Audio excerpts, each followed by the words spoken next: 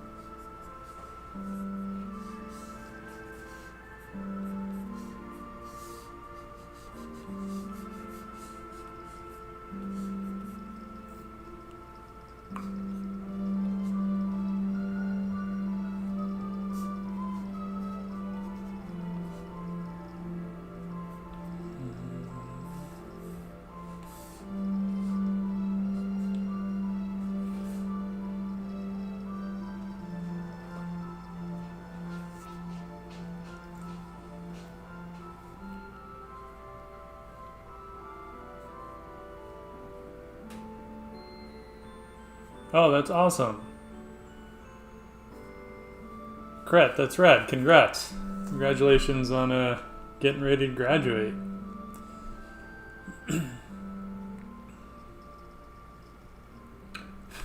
How was your experience in art school?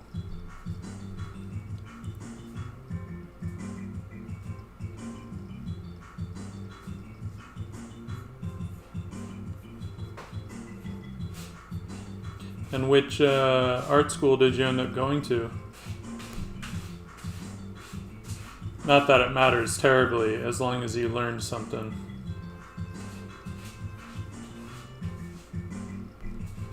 More just curious.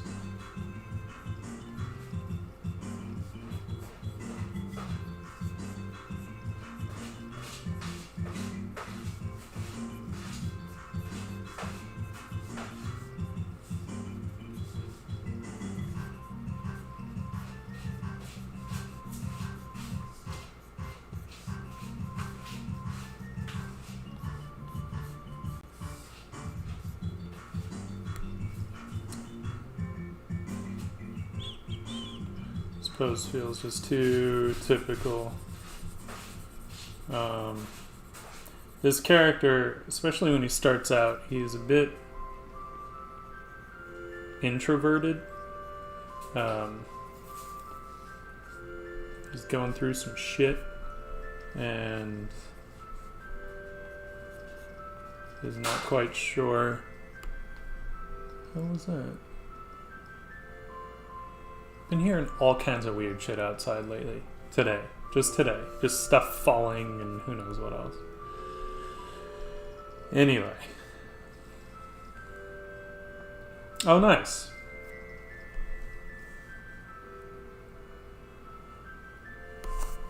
I might...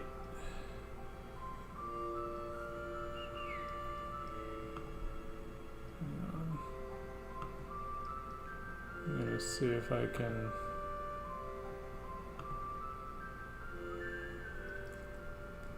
I feel like this stream... Is the stream lagging for anybody else? I feel like it's lagging, even though it says my connection is excellent, which it probably is. It's my computer that sucks. But if the stream is lagging, please shout out. Hey, thanks, Khan. I appreciate that.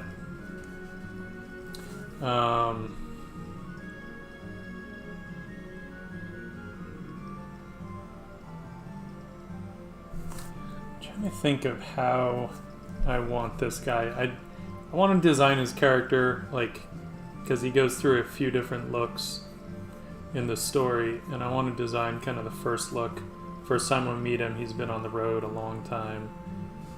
As I said, he's going through some shit and isn't quite sure how to deal with it.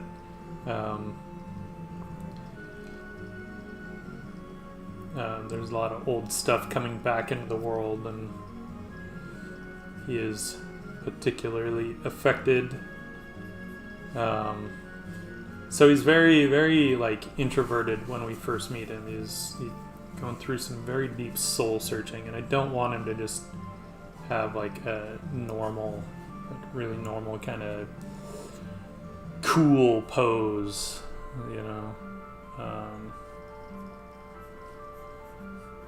But yeah, if the stream's lagging for people, again, just shout out.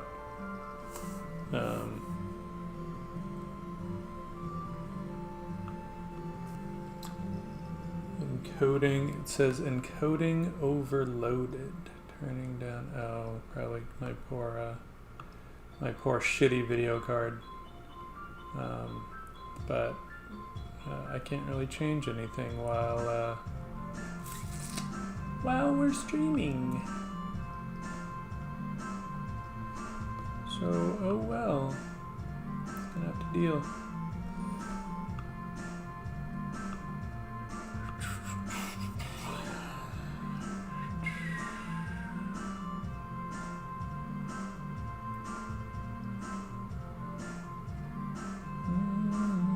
Anyway. So I'm not sure how I want him to be standing, like in a way that'll kind of capture a bit of like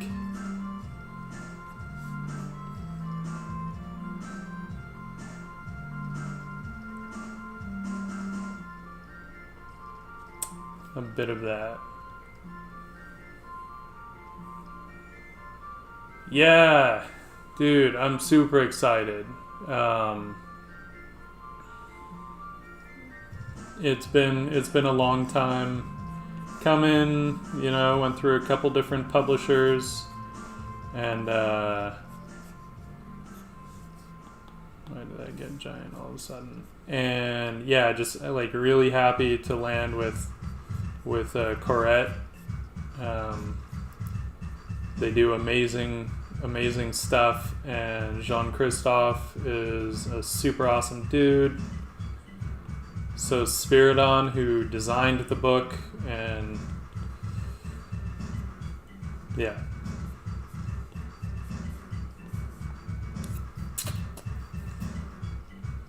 I'm not feeling any of these. Yeah, we can just, no need to erase just yet. Thank you. Yeah, it's funny, I had a totally different image in mind for the cover originally, but then just kind of where the book ended up going, then Spiridon suggested I might want to do a new image specifically for the cover, and first I was a little apprehensive, but I'm very glad I did, because I loved making that one, and yeah, I think it turned out awesome, and you know, we went through a couple iterations of it, and I love where it landed. So again, I mean, great to have Spiridon on board and have like another opinion, you know, that I could bounce ideas off of, and who could kind of really help me art direct. It's great to have a sounding board on that kind of stuff. Especially someone who's not afraid to, you know, give you suggestions, and you know, obviously like free to take them or leave them as needed, but you know, sometimes it's like, and I have this problem too, you know, even when I'm kind of art directing, where it's like I'm taking into consideration the time that the artist put in and how much time it might take to change something, and so then does it really matter? Do they really need to change it, you know? And that's not always the the best approach for art direction. So sometimes you just have to say, look, this is what I think. Given the limited time frame, do what you will with it, but these are my thoughts. So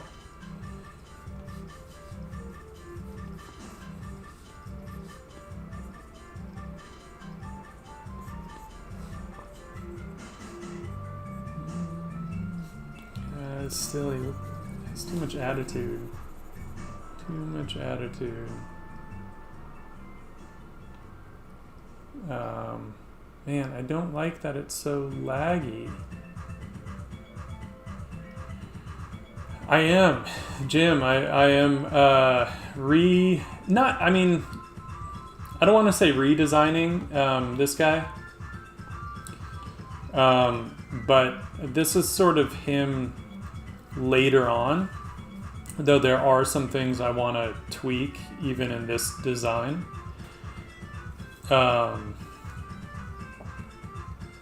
Although maybe not, because this is later in the story, as I say, but I want to design like a first look, you know, when we first meet him. He's been on the road for a long time, and he's not so clean, and he's not you know, all well groomed and stuff. So I kind of wanted to sort of play around with that, but man, I guess I kind of like the stance that I have here, but I don't want to just do the same stance. But maybe we'll do something similar, just similar but different. So I'm just like trying to figure out sort of, I actually don't mind if it's at a somewhat similar angle, but I'm going to change what his arms are doing, I think. And I might play with his features too, which is why I'm not going to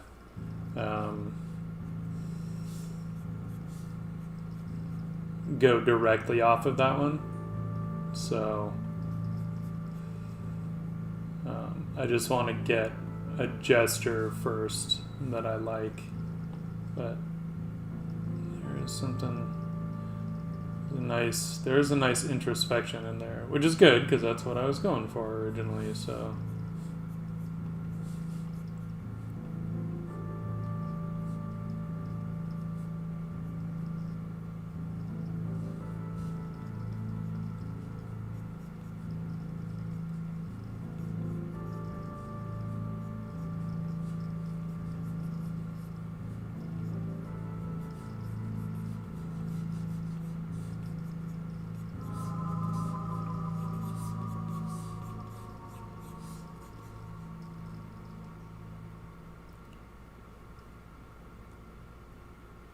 Yeah, sorry if it's a bit laggy. I might have to adjust some video settings. I don't know if I can change anything. This is what I might do. Let's see if I can. Okay, I might be able to change some stuff and maybe cut down on the poor video encoder's work.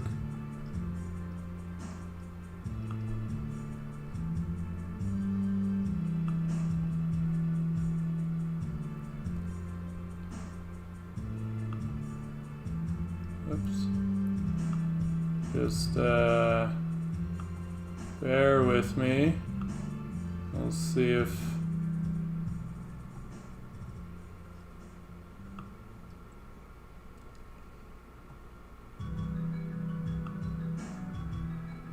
I'm gonna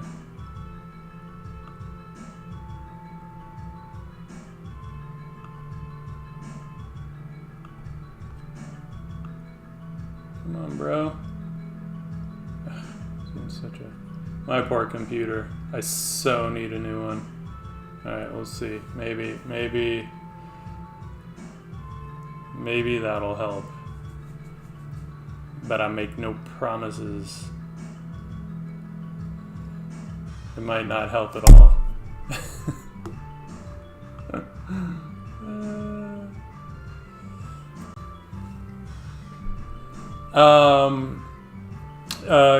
I mean, you know, COVID, for me, it's been fine.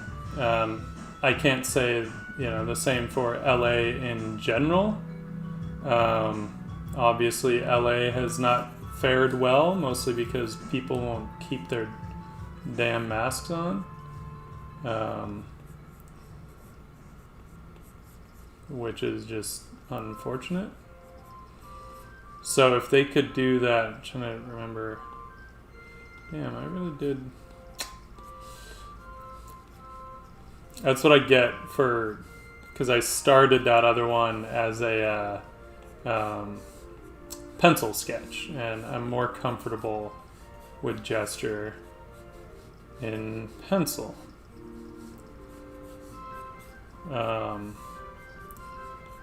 It's getting a little elongated here, I think, but that's okay. But I've been wanting to just kind of like not just do that, even though maybe I should, because then my sketchbook will get more love, and he's getting like way too elongated. I feel like I've neglected my sketchbook a little bit lately.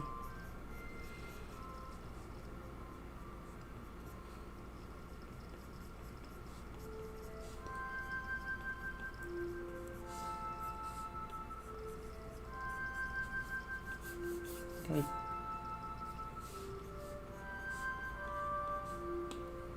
So what's happening? Oh, and again, I did not really warm up today. I've been doing just straight up digital painting all day, not any drawing. So it's always a little rough starting out, especially if you're trying to nail a very specific gesture. So I don't want to completely change everything. And I'm debating, because really when we first meet him, he's like, you know, it's cold, there's snow on the ground, he's super bundled up, but I don't really feel the need to design that per se. At least not in any real detail. Technically, I have designed it a bit here. Somewhat, if I decide to stick to it. So I don't want to have him that bundled up right now.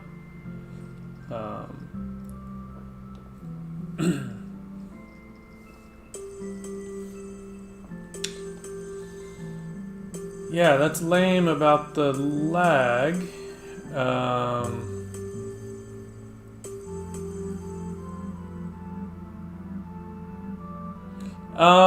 Honestly, ultimately it's just gonna be prose.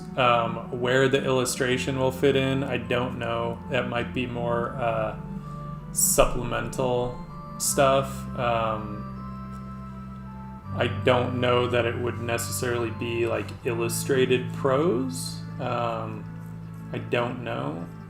Just because, like, you know, it'd be nice to, whenever the hell I actually get it done and written, it would be nice to...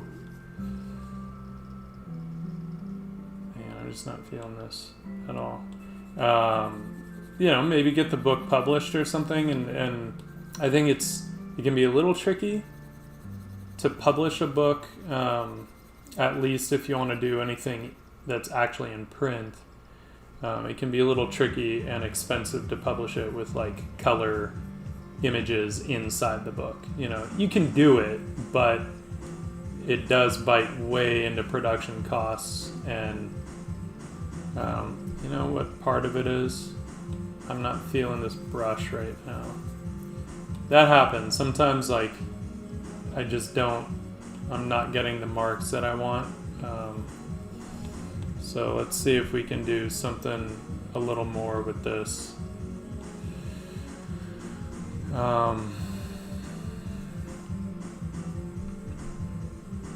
Anyone that hasn't picked up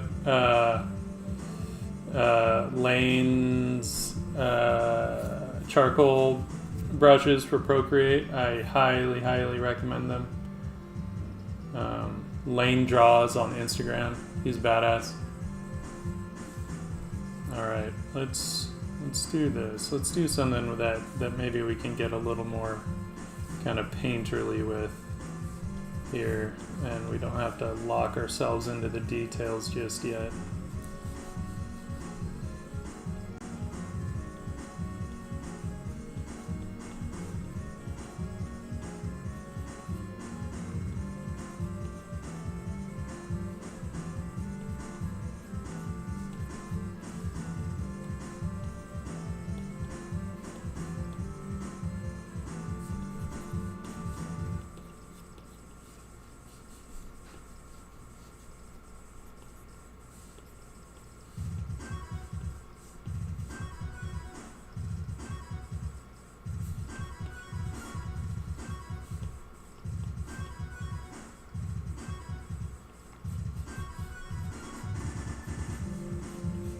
And I don't think I've really decided how tall this staff is going to be yet. It's going to be like a shorter one or a tall, I don't know.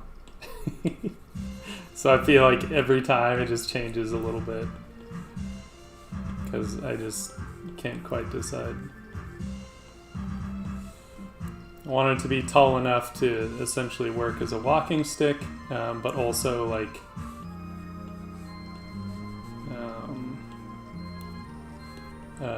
for like a quarterstaff, you know, for defense. Even though he does have a sword when we first meet him, he's a little hesitant to use the sword because reasons.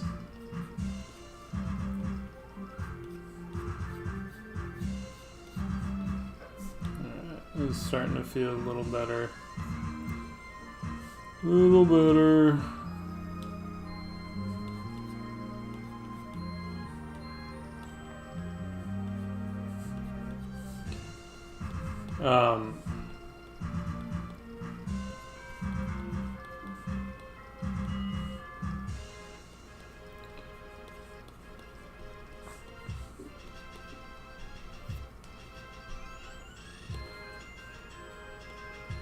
So I just want to see like what I want to keep from here.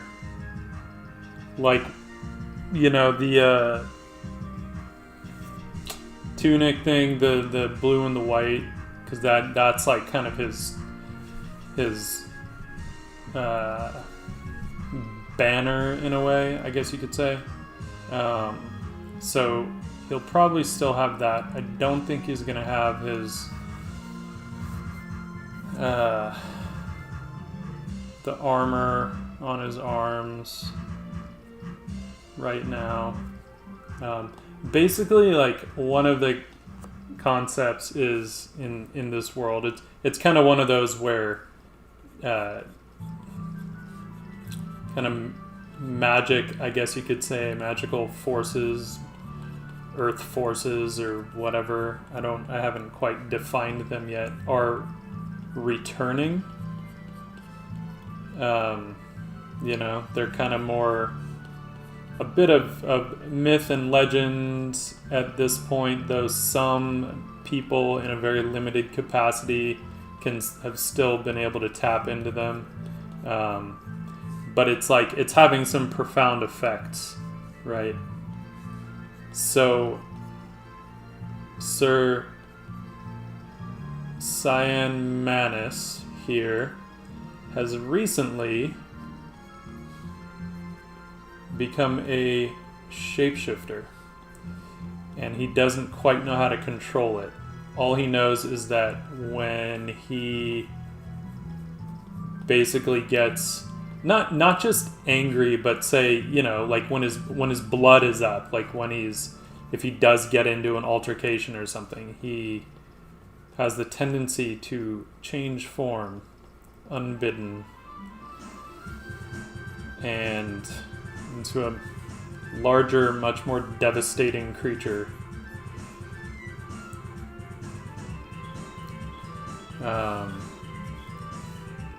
Which is why he's hesitant to bust out his sword, you know, when we meet him, because he has it, but he's hesitant. Which handed? Okay. I always have to remember. I'm like, did I make him right-handed or left-handed? I don't know. And he's actually left-handed. I think because my tendency is to like always make people right-handed. Probably because I'm right-handed. And I do it without thinking. So sometimes it's nice to just switch shit up a little bit.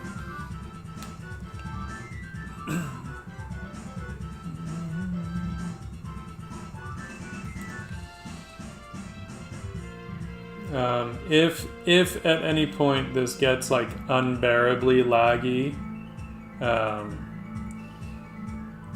shout out, and I might just have to like restart the stream and modify the settings a little bit. But hopefully it's not too bad.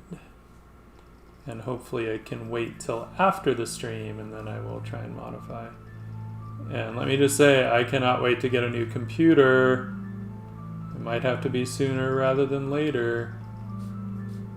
Khan, it is a little Jekyll and Hyde.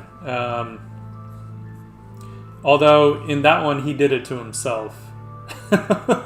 So he had no one to blame but himself.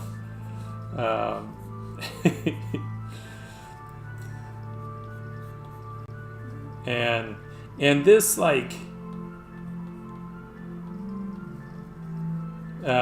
you know, he's fully conscious of it though. He doesn't like lose time. He doesn't lose his memory or anything like that. Like he's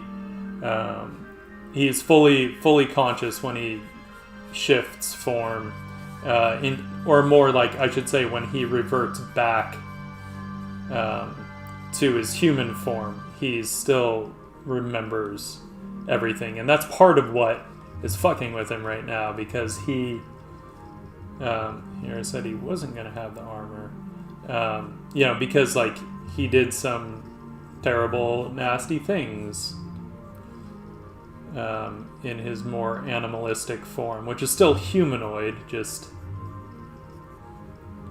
animal, and he remembers all of it, you know, and like literally tearing people limb from limb, and that's not the type of person he wants to be. So when we first meet him, part of what it is I want his clothes. Right now I actually have them a little too fitted. I actually want them to be a bit large. Now I'm not sure what I would do about his his boots. Everything else is a pretty easy solve. Can give him a bigger shirt, bigger tunic, bigger trousers.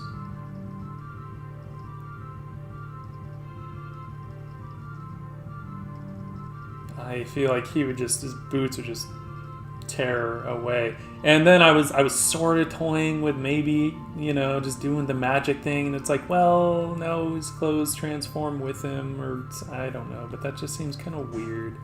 Especially if you want more, if you're going for something that is a little more, like, serious, so to speak.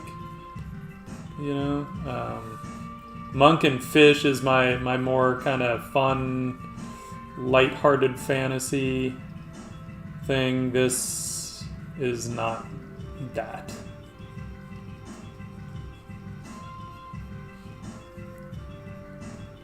Although the funny thing is, when I really think about it, they could potentially be in the same worlds.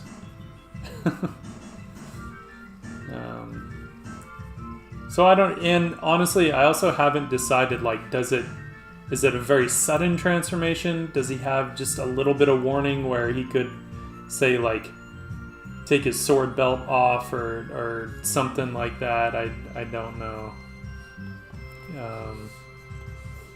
I haven't quite gone there yet, but I do want some of these things to be a little oversized, and maybe with the belt kind of cinching things, they don't quite come off that way. But I'm not sure. So I also don't want him to look like some little kid, like, dressing up in his dad's clothes. Although there's something kind of fun about that. If he's, like, essentially supposed to be a knight, I have not decided on the term either, so he probably will not even be called Sir Manus, right? Unless I want to take from our Earth history, which I might not. But the point is, he is somewhat, some kind of nobility, if he is the equivalent of a knight, right? And yet, if he is wearing these, like, oversized clothes that don't fit him well, like, there's a kind of fun potential dichotomy in that could throw people off, right? And it would affect how people treat him too, if they see him in ill-fitting clothing and maybe they don't know that he is a knight. And they would probably treat him, as a bit of, like, a vagabond. Hello, Art Rich.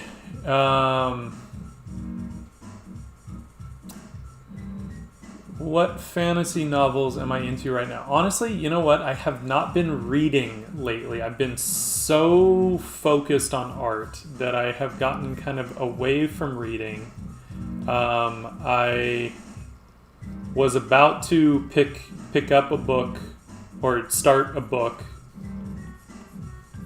and my Kindle was completely out of batteries. The point where I plugged it in for a few minutes and it still wouldn't turn on. So I was like, all right, well, I'll start it another day. But it's the new, I'm blanking on the name. It's a new book by Sarah J. Maas. Maas. She's done some really, like, the Court of Thorns and Roses. I forget what the series is called. That might be the name of the series, but I think it's the name of the first book. Really good fantasy book, and it was interesting. I'd always read male authors, not by choice. It was always, like, obviously it's such a male-dominated industry, and but after, like, listening to things like the Writing Excuses podcast. You know, I wanted to really to give. Okay, this is like. I wanted to check out some female authors just to see, like, I wanted to know, like, how would they approach some of this stuff. And my girlfriend mostly only reads female authors, so that helps. Right? I have someone I can ask, like, hey, what books did you like? And it's also nice because she looks for different things in books than I do.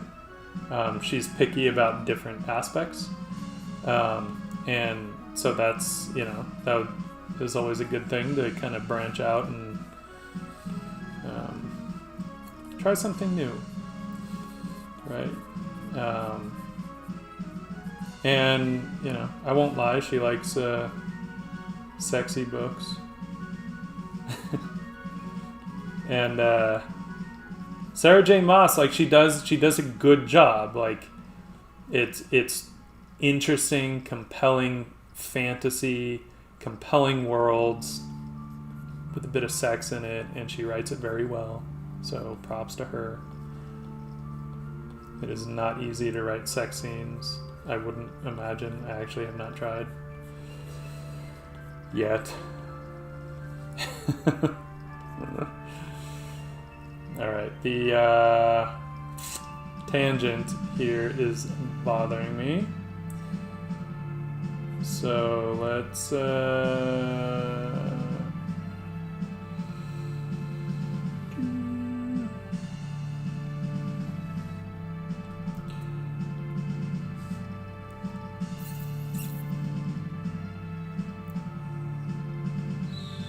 maybe if we do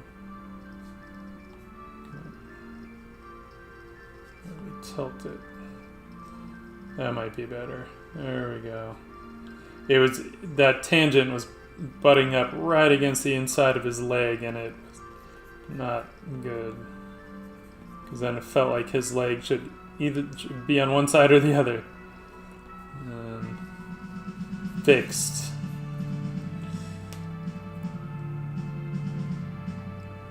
Yeah, I have the paper-like screen protector. I love it.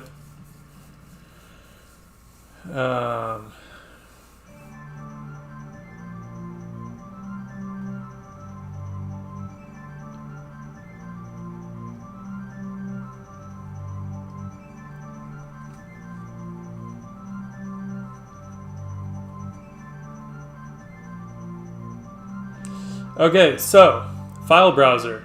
Here's the key to, if you want to install a screen protector without getting a ton of dust under it, the best thing is to run the shower on hot for a while in the bathroom.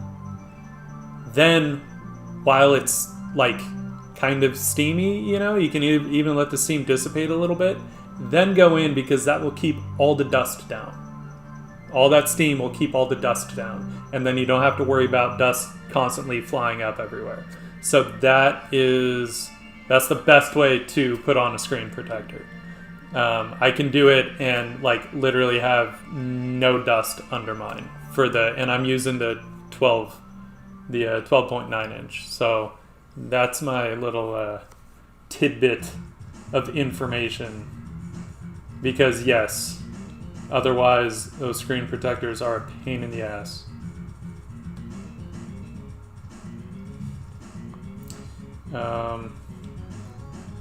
He's still looking. I'm gonna have to. There are certain areas I think where I'll have to kind of play up the oversized aspect, right? His shirt, like, it can be rolled up, and the cuff is just like really big, you know, for his wrist. It's hard for me not to not want to give decorations, but you know, just different little accoutrements. But maybe not for him, because he's purposely, maybe he just wears them or keeps them in a bag or something.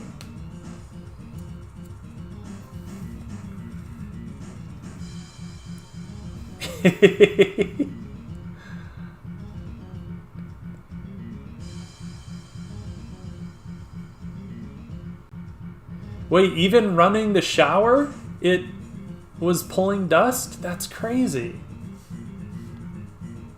Normally, honestly, I don't even have to run the shower. I can just run the kitchen sink on hot for a while, just so there's enough steam around.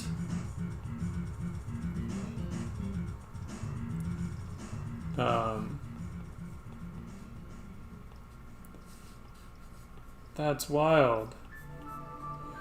What do I do with his sword belt? Well, I hit it under... Oh, that's right. I have it slung over his... I'm like, cool. It's a good thing I thought of these things already. I'm glad about that.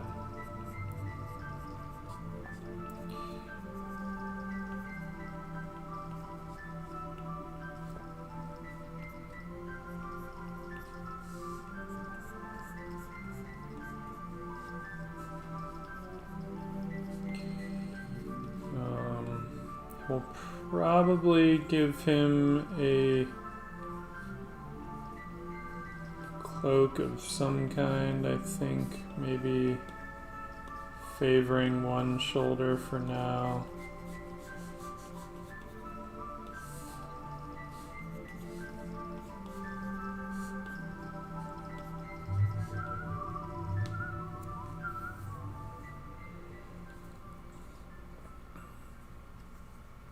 Hey, Kret, thank you so much for hopping on. I appreciate it. I thought I was going to be on tomorrow, but I pushed it to Wednesday. Gonna have a Zoom chat with the family tomorrow instead, so, you know, gotta do that. But I will be back on Wednesday if you're able to jump on then. Wednesday and Thursday, and then Saturday afternoon. Alright, so the boots. What do I... Okay, so the other thing I was thinking with the boots, I have no idea what I would do with the toes.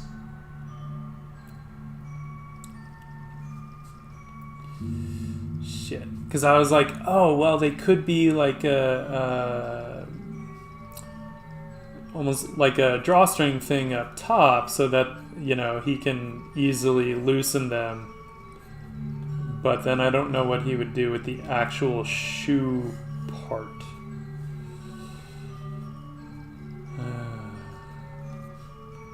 Maybe they're just like constantly, he's having to constantly repair them.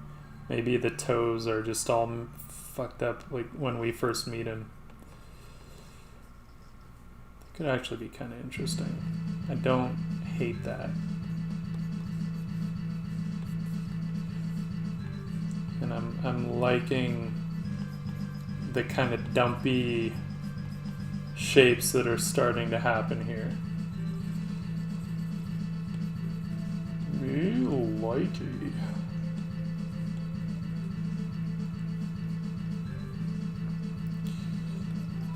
And as we saw here, you know, he's got patches and stuff like that, so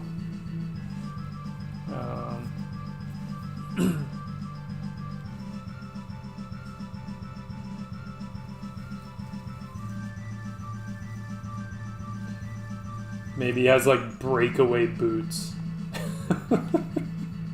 You'd have to be very clever to figure that out. It's such a limited technology. But no, I kind of like the drawstring idea. Not that it's like a new idea, even in this world. Fiona, the main character, she has drawstring kind of boots, but much more like soft, supple leather sort of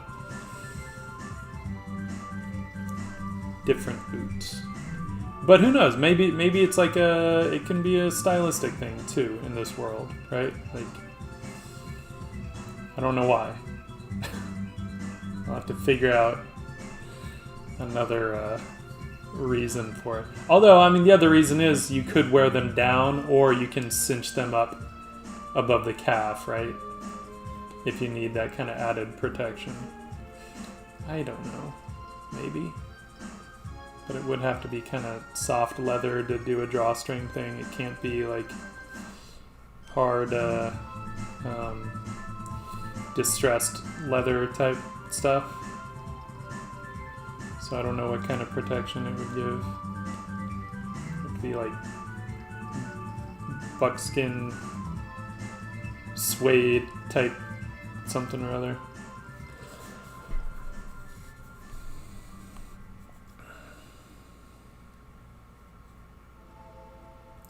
Whoa, wild.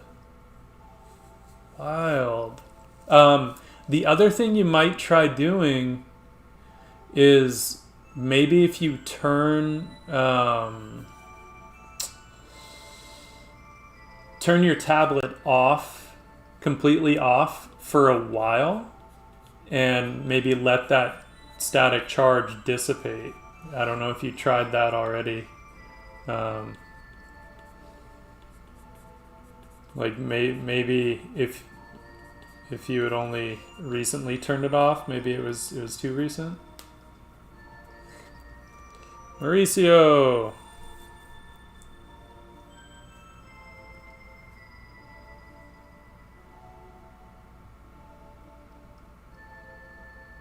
I haven't seen Shadiversity. I've heard of it though. I have heard of it. I actually have some great books. But one of the other things that I like to do is more study up on some of the technology that they had at certain time periods, you know, depending on when. Because this is probably closer to like early Renaissance rather than strictly medieval, so a little more variety in technology and clothing and stuff. You know, somewhere obviously like parts of the world might be a little more limited, might still be in a more medieval kind of place, but at the same time, like they will have merchants that come through every now and then that might have, you know, newer stuff. But one of the things I like to do is kind of think about, okay, well, what's the limit? Like, what kind of technology do they have? And then think about what could they possibly make with that technology, you know, and not worry so much about what the actual, say, styles or fashions were in a similar time period, but more like, what would it have been possible for them to actually make, you know? And then would that be expensive or not to make it, you know? And if it's expensive, then who are the people that could afford it? So it's sort of partly, I won't lie, it's a little bit of an excuse to bring in some kind of modern aesthetics here and there, as long as they're not limited by... Oh wait, that was going to be his cape. As long as those aesthetics are not dependent on modern tech to make it. You know, like certain things you just couldn't get too small, right? Like a really nice, sturdy, small button was not easy to make back in the day, because they had to be hand carved, right? And then you needed a material that was hard enough and strong enough to take some wear and tear at a small size, right? And a lot of those materials would get a little more expensive, so which is why most of the time they would have, like, the peasants and stuff would have wooden buttons, and they were pretty big because you could easily make them and mend them and do all that. Or they would have those, like, it would be more of like a cord, right? That then looped around a wooden sort of button that might have a knot through it, right? Might be something like that if you're talking about like more peasants, because again, that would be easy to make.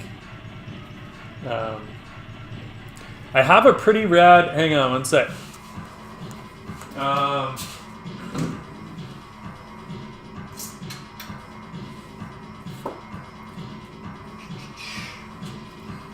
If anyone knows, okay, Secret of Mana, that's a little hectic. Let's see here.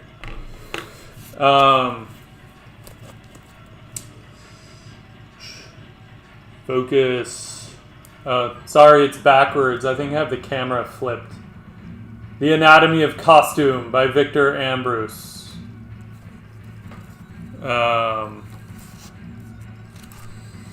And he goes through the ages, right? And actually does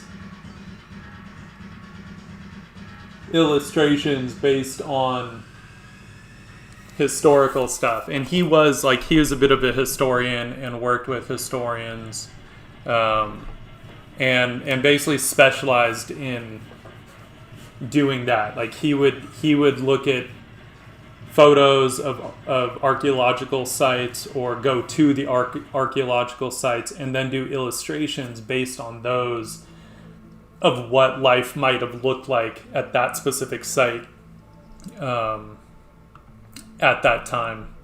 And pretty rad.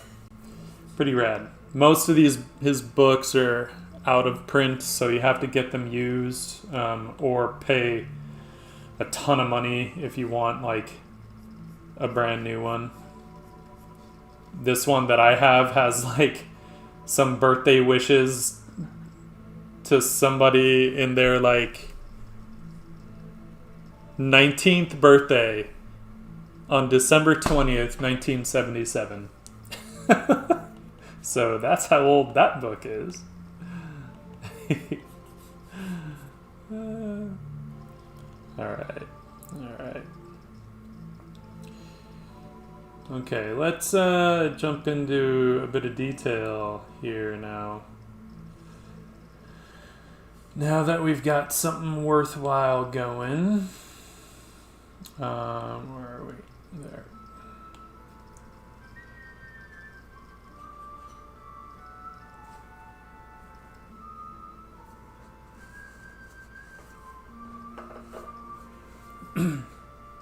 Yeah, he was like, I think Victor Ambrose and a bunch of other people. I think the others were all historians. I think he was the illustrator.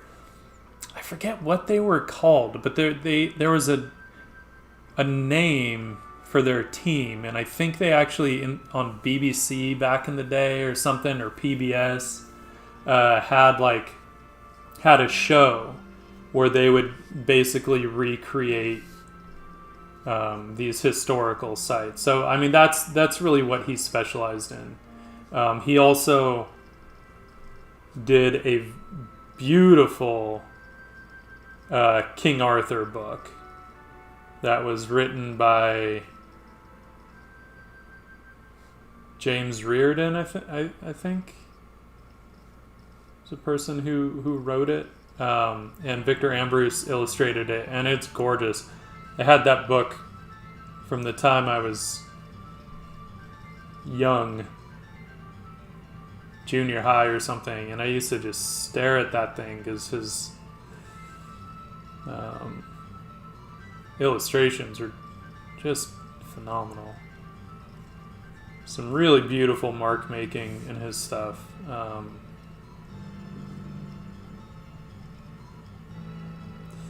want this guy to have fairly angular features. By the way,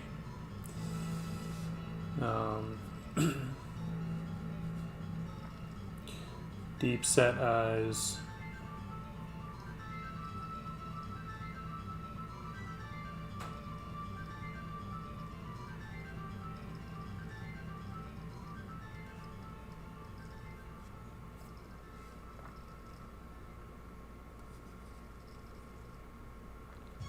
And then he also did a bunch of books on like how to draw animals and stuff like that.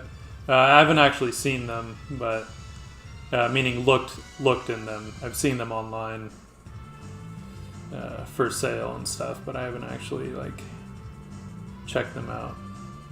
His horses are amazing, so I'm assuming he knew what he was doing.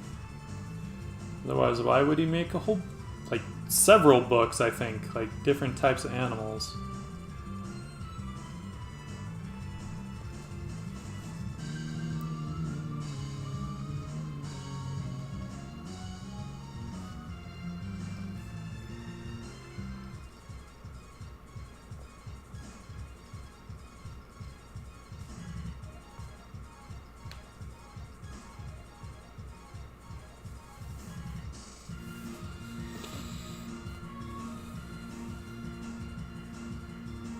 Oh, did he do an illustrated version of Black Beauty?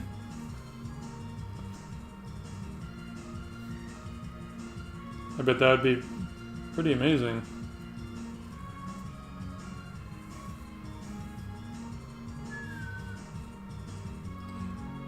I mean, I saw the movie as a kid. I used to love that movie. You know, all those movies that like would terrify you as a kid, but you couldn't not watch them.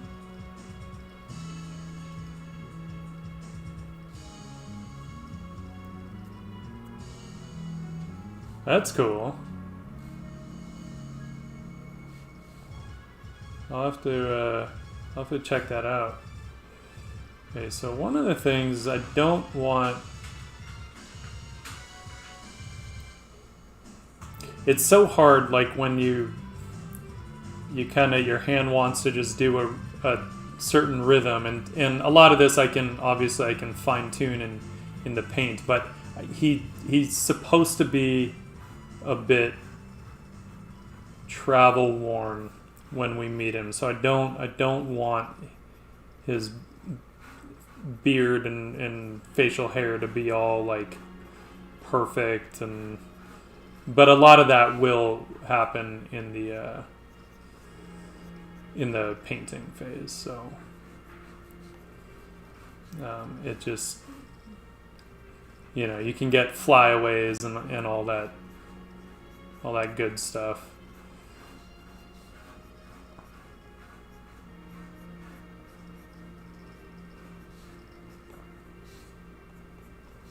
When we start getting into the detailed painting.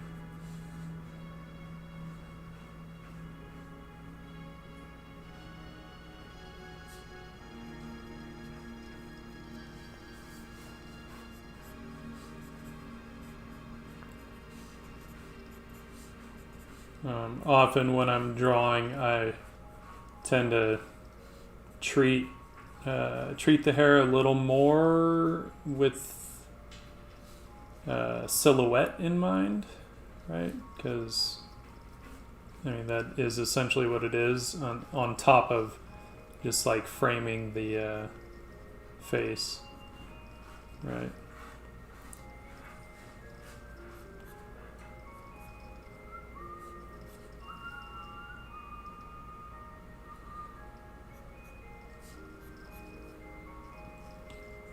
Just want to make sure his shoulders are placed where they should be. Yeah, they look pretty good. It's just off because his cloak is off on one shoulder, so it's pushing the shoulder of the tunic down. So it looks a little off, but it's not.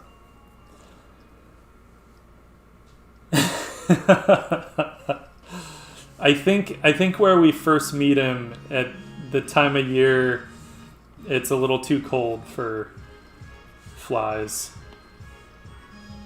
They will all be in hibernation or whatever the hell flies do in cold places in the winter. What do flies do? Do they hibernate? Do they like just die and the eggs like go dormant and then they just flourish and hatch when the heat comes back? I don't know. I've not studied the life cycle of a fly.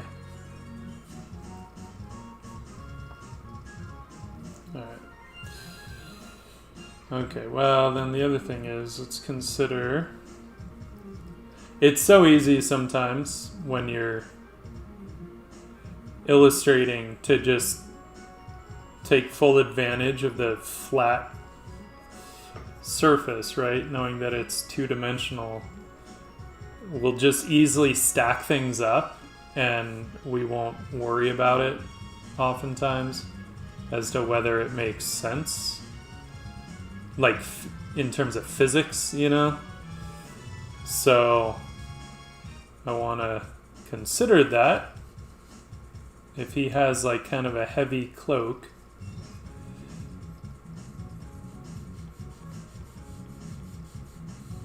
is his beard kind of like bunched up against it? Probably.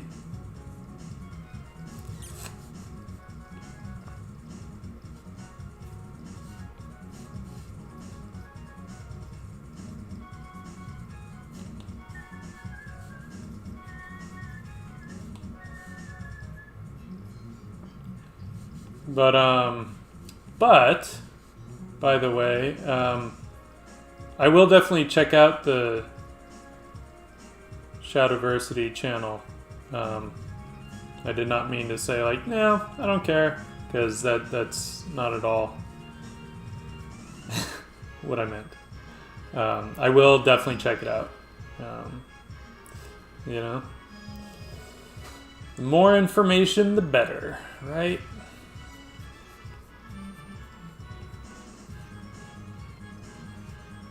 I haven't decided if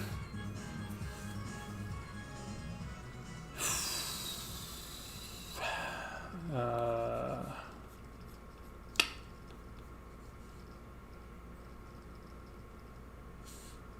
haven't decided what kind of clasp his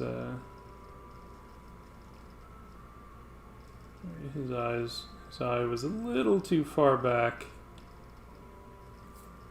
It's making his face look a little wider than I want. I don't want to get too messy with this. It's starting to just kind of like sketch around, and I want this to be a little more figured out. So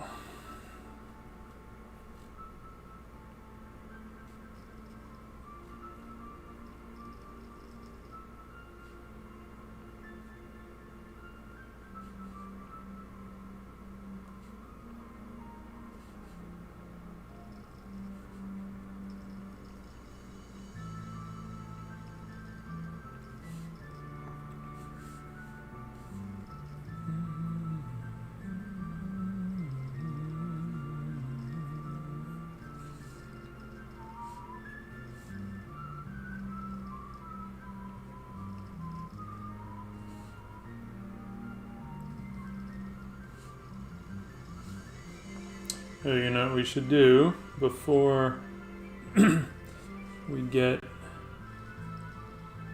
too far along?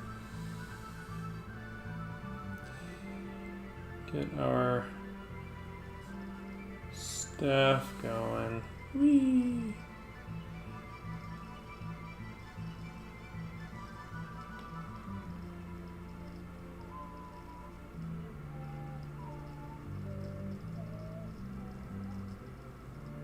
Okay. There.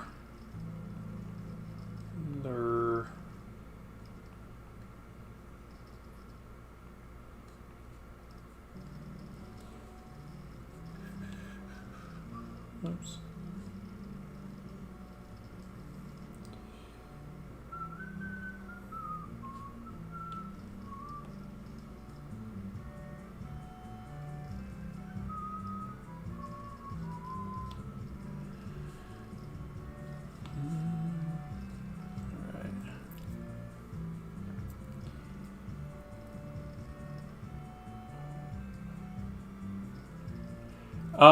No, I tend to always try and consider forms in the round.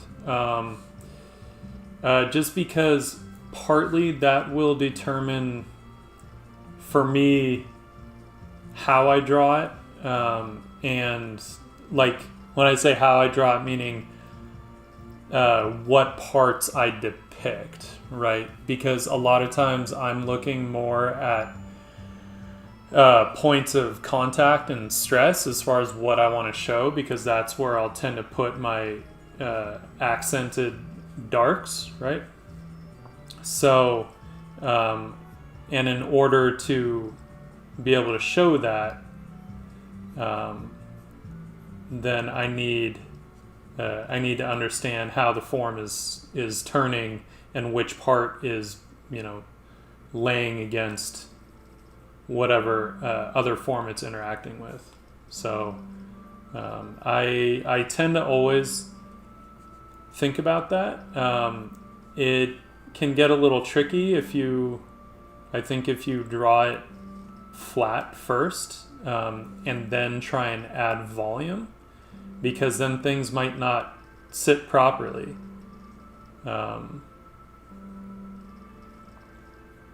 Like one of the things I see often is, like, for instance, if someone is holding a staff or a sword, right? One of the things that I'll see is like someone with an almost perfect fist, right? Like a closed fist, and then the person will just stick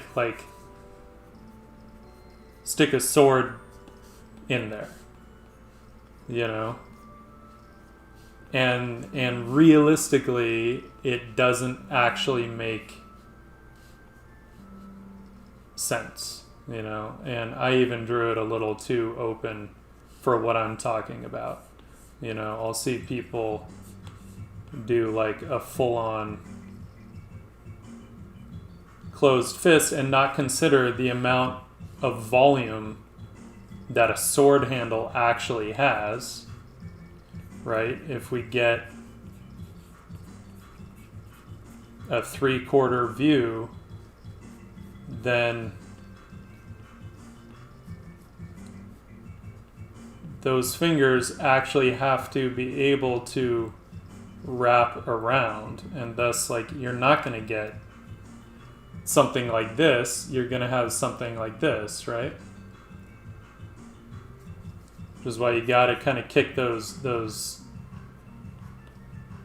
first knuckles out in order to be able to wrap around that much volume. So the more that we can think about forms in the round, the better off we are, right? Just from the standpoint of credibility, and hopefully not having someone call us out on our laziness. What did I do with his? I just had a cap on it, but I'm kind of thinking of something a little heavier. So I have a cap on it here, and then I put a different kind of cap on it in that illustration, which then when I looked at it again looked way too phallic. I'm like, yeah, let's not do that. That just looks awkward. Awkward. I feel uncomfortable.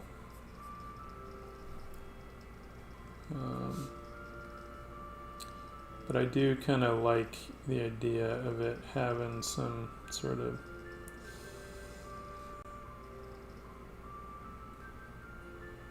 bolts or something. I don't know. We'll see.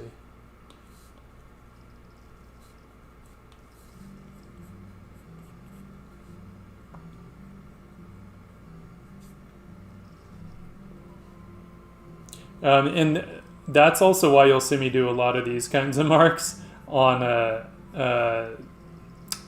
cloth, just to indicate the way that the cloth is moving and wrapping in space, right? And a lot of those are just placeholders. They may or may not make it into the final. It kind of depends on the fabric and stuff. Like if it's really textured, then yeah, it might, because if it's like knitted, you can get away with actually having contours on the fabric. So that is always a possibility. A strong possibility. Let's have his hair kind of wrapped in, I think.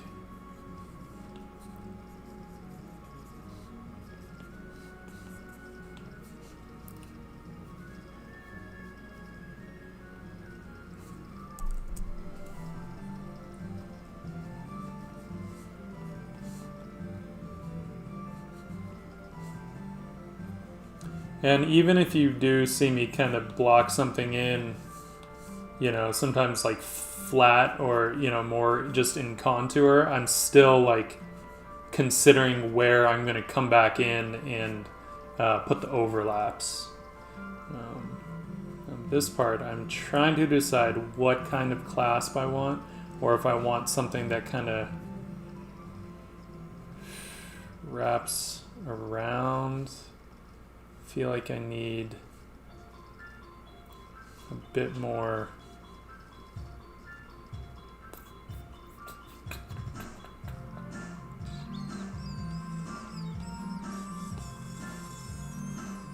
Oh, giant. I just want to bring this stuff up a bit,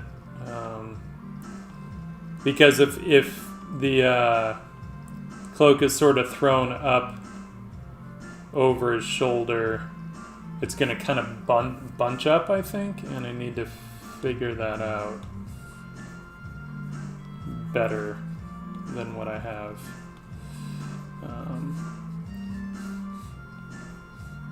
It's a little bit of a silly thing to nitpick on, but it's bugging me right now, so I got to figure it out. Mostly because of how I want it. I want this clasp here, essentially, something here, but it's got to go under the hood and over the rest of the cloak. So that's why I'm trying to figure out how this is gonna fall, right? Thrown over one shoulder like that. Or at least favoring one shoulder,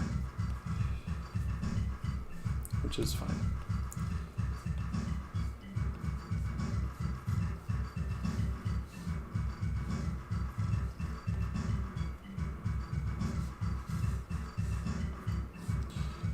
So let's make this his kind of tunic deal.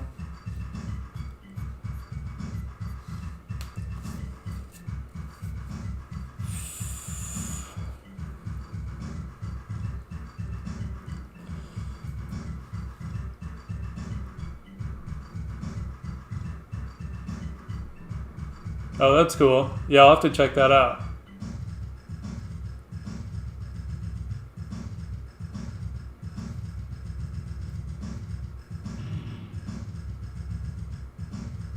Sweet. Yeah, I'll definitely have to put that stuff on when I'm working. It's a good kind of thing to do. Now I'm just trying to figure out, okay, because I knew I put some kind of detail on one of the straps. I just couldn't remember if it was a sword strap or his bag. So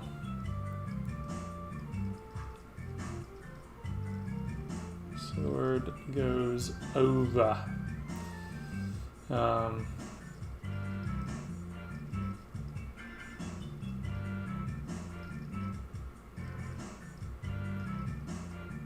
Yeah, maybe we'll keep the sword under his cloak, since his cloak could be easily discarded. Right?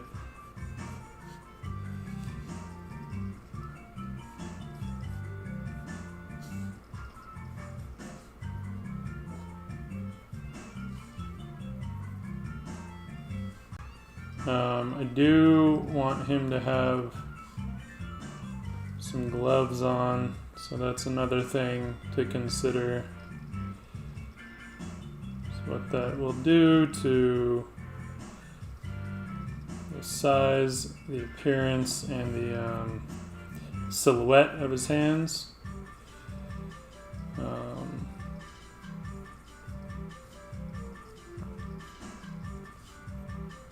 Depending on the type of gloves that they are, right?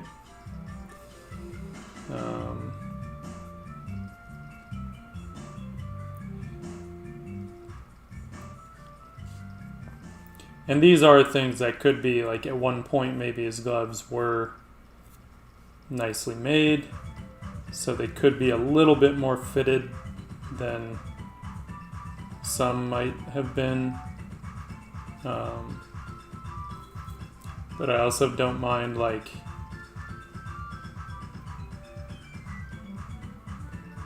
having some areas where maybe he has had to do some repairs to them, or who knows what. Again, he is very road weary when we meet him.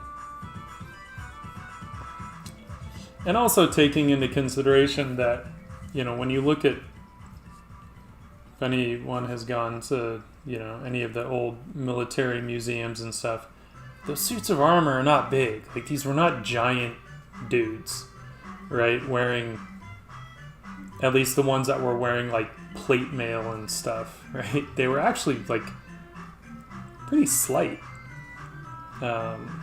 I'm sure there are instances where someone was a big boy, but, you know, you didn't have dudes like the Mountain wearing suits of armor generally. And so that's another thing that I like to consider. Like, I don't want to just make him, like, big and buff for the sake of it as some kind of weird default, right? They were strong, right? I mean, man, the guys that did the, like, long bows, like the war bows, the long war bows. I mean, the pull on those things is crazy. Some of those things were like 120-pound pull, and those guys, again, were not big dudes. I'm like, thanks, I'm fine with my 40-pound pull on my recurve, thanks. 120 pounds, I can't even imagine what kind of back muscles it takes to pull that thing. I mean, it is a different, longbow is a different technique than a recurve anyway, so it's a little different.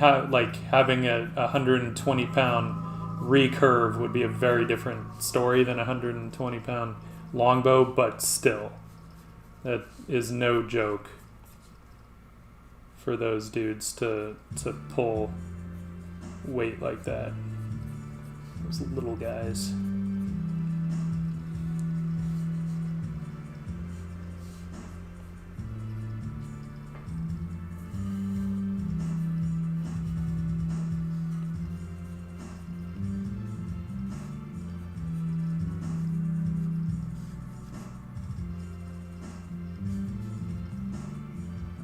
I think I want his cloak to be, like, pretty heavy material, so I will definitely, like, play up the thickness of it at a certain point.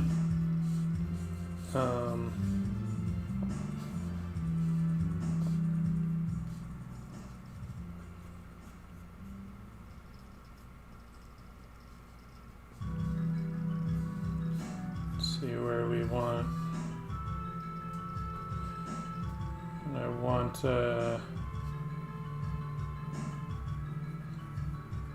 his tunic to be, because it's oversized, it's like cinched up in his belt.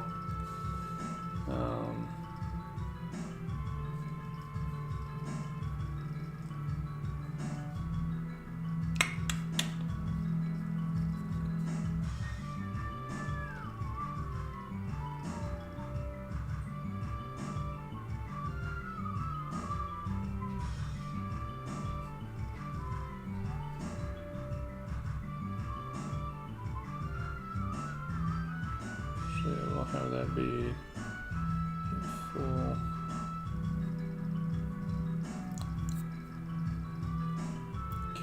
Oh, these belts. I was struggling with this the other day. Oh wait, but I was smart, and because I have a long medieval belt like this, I put it on and took a picture of what that shit looks like. Because I was like, I know I'm gonna have to do this and I don't want to struggle with it.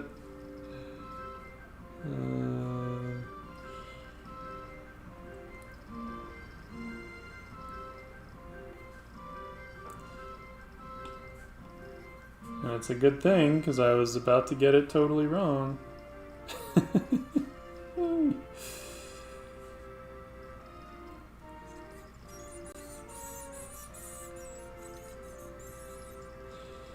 You do get a little bit of it.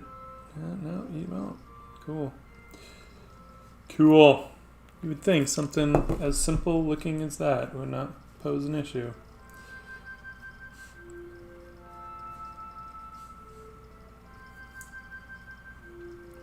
I almost want to move the knot over so it's not right behind the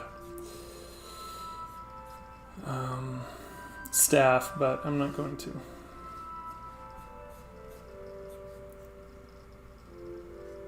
I'm thinking which way I want this to curve. Except that the tangent is awkward, so we might need to. Damn you, tangents. Bane of my existence. I tell you.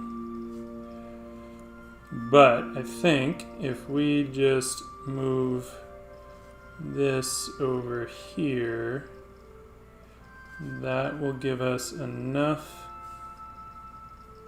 information so that it's not totally awkward looking.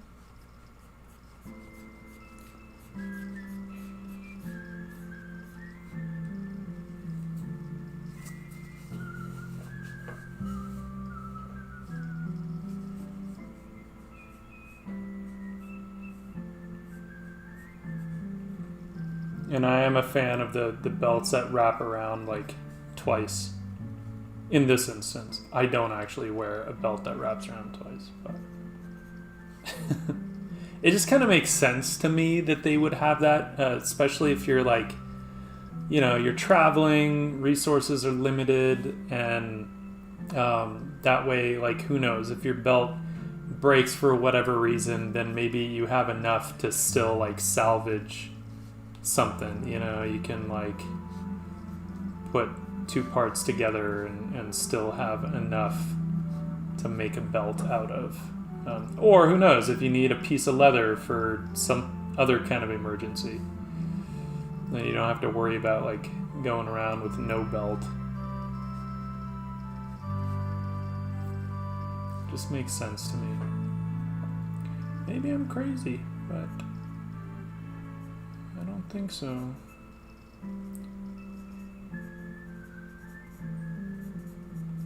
And what traveler is complete without some kind of pouches? Even though he does have actually like a bag on his back, but just like a, you know, shoulder,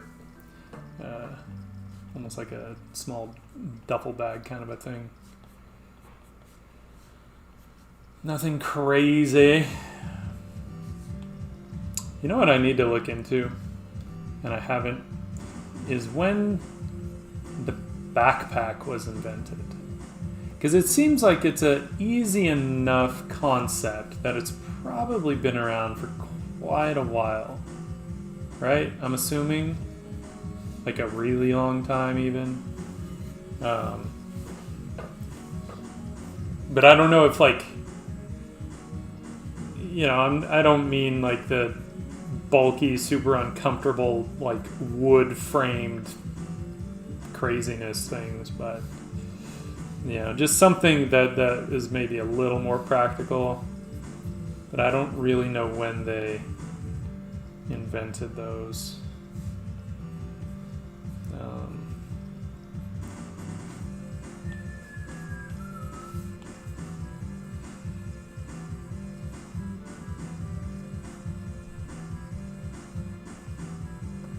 If anyone knows, let me know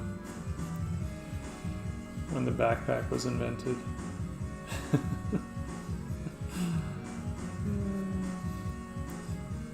If not, I'll Google it at some point.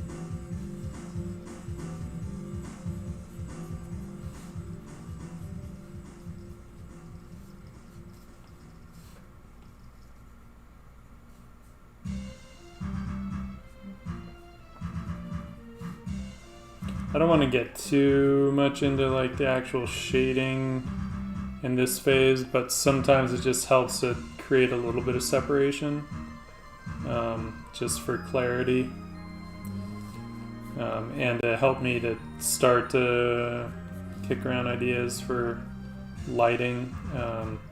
Though, I mean, I'm not so much worried about the lighting, I'm not totally sure what kind of color palette I want this one to have. I might go oh yeah, it was. I can't recall what those look like. I'll have to look that up, what the Roman backpacks looked like. And then I'll have to look up like what did backpacks. I'll just look up the history of the backpack and I'll see what they show me, because I am curious to know like what sort of advances they had made, by the early Renaissance. How close were they to the JanSport?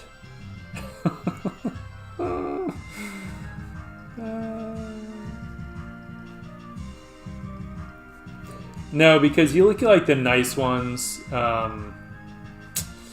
like the stuff that Saddleback does, like really beautifully made leather, handmade with as few pieces as possible. And it kind of seems like they would have done something more like that, where it's just buckles and rivets, right? Because they had rivets, they used them on armor all the time. So they could have made really nice, sturdy leather backpacks even back then. Obviously like no zipper or anything like that, just buckles and rivets. Buckles and rivets and rivets and buckles and buckles and rivets and rivets and buckles.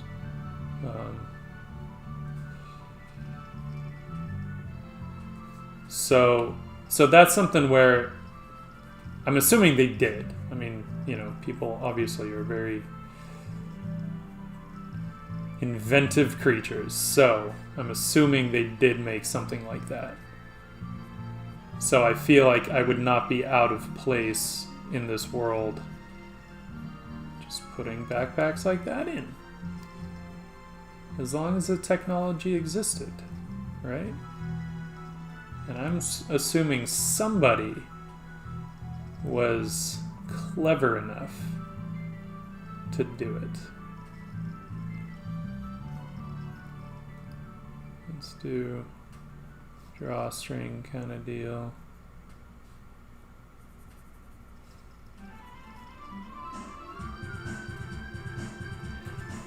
Maybe these are more like, because I know I gave him more of like gator type things here, and I don't hate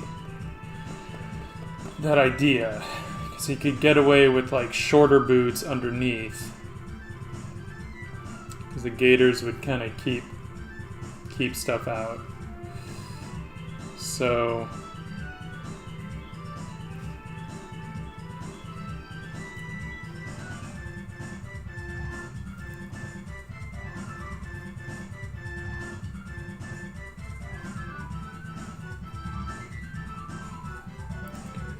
it's always interesting for me because I'm a big fan of fashion.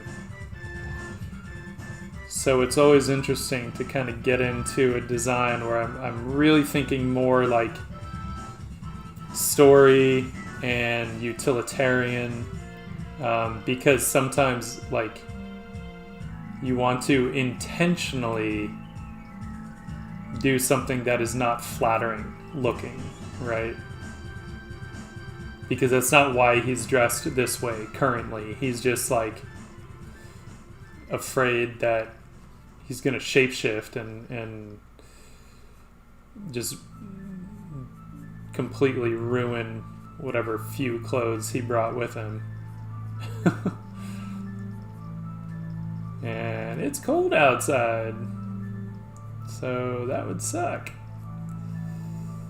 So it's almost like whatever he can do to just make sure that he can salvage stuff from that occurrence, if it happens, when it happens.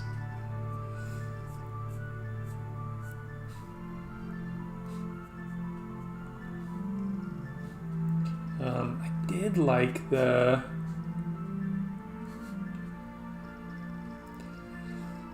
leather wrap. You know what I need to do though? I need to look at... Oh no, she has a spear, right? You'd think I would know my own characters. Everyone has a spear, of course. Okay, so... But I gave her this like almost like a white oak type of thing. A nice like fancier kind of deal. Fancier.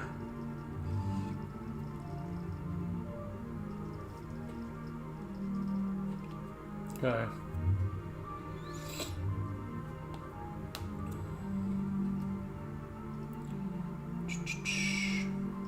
I just want to make sure, like, I don't mind repeating some things because it gives, like, some consistency to a world, right? But I want to make sure that I'm at least conscious of the repetition. So I don't want it to be, like, completely...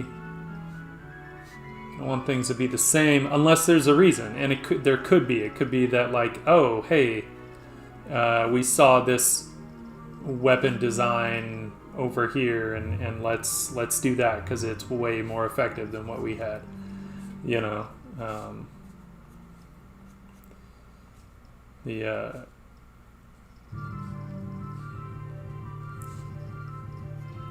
That was a pretty common practice.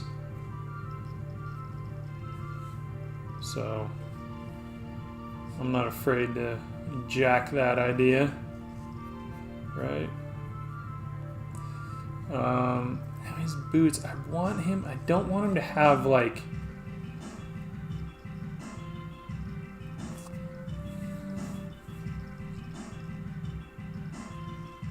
Maybe his boots were nice at some point.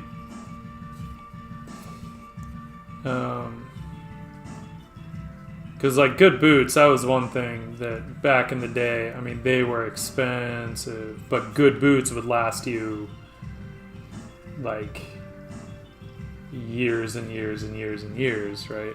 Assuming that they took care of them. But, like, a master cobbler was someone to be respected and revered in a way. So I think, like, at one point maybe his boots were nice, but I might actually just have the front of his boots wrapped, you know, and maybe he's just got to, like, constantly replace the wrapping or something. Because this dude's been on the road for, like, months at least. It's not years, but months. He's searching for something, you know. So it's not like it would take him months to go from his home city to where we meet him, if he knew where to go, right? If he knew to make a beeline for that, he could get there in, like, I don't know. I was going to say a few weeks, but I guess it would depend on whether he's on horseback or on foot, right? When we meet him, he's on foot, and because, you know, again, his shapeshifter tendencies. What horse would want to deal with that? Right? And I don't know, maybe the horses can smell that. And he smells like the creature that he turns into, and they're just like, fuck no, stay away from me.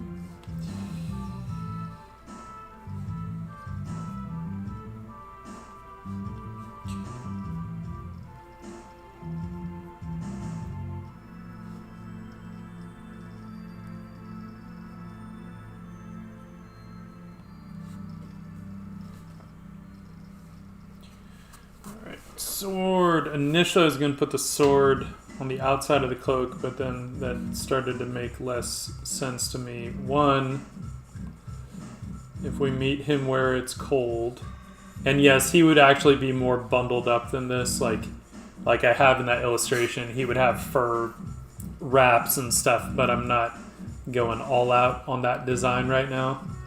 But his sword would also be wrapped,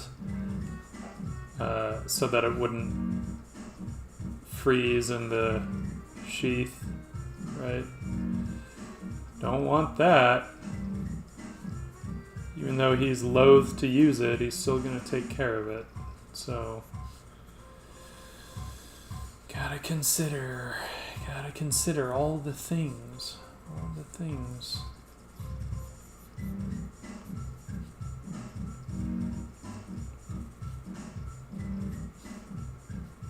And some of the cloth I will also refine in the painting, by the way. I'm not super concerned with getting it perfect in the drawing. For some reason, cloth, I'm just better with, like, thinking it through when I'm painting, because then I'm working with, like, the actual form instead of just trying to show it with the dinky little lines. What did I do on his belt for the design? Okay. I feel like I reused that. Hang on. Double check.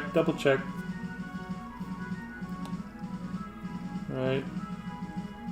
She has a similar one. So, and I don't mind this being a thing, like, because they're not, like, from places that are close to each other per se, but they're both, neither are from somewhere that's super remote and all that stuff. So I don't mind styles sort of swapping around. So, you know, maybe she saw a belt like this and she just really liked it. So she either mimicked it or saved up and bought one, or who knows what. She's a crafty girl, so I feel like she could make one.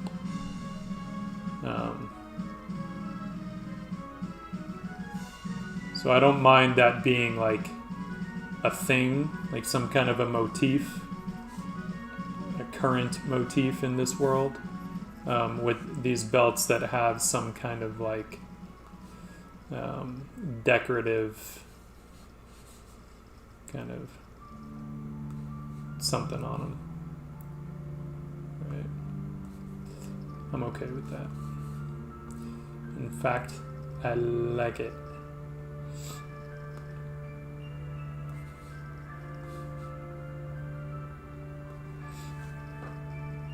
Oh, I feel like I'm gonna sneeze.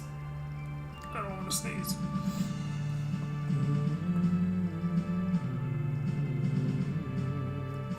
I don't know why I had this sudden urge to listen to the Secret of Mana soundtrack today, so that's what we're listening to. The original, not that awful orchestrated remake. I'm so disappointed with that. What a piece of shit.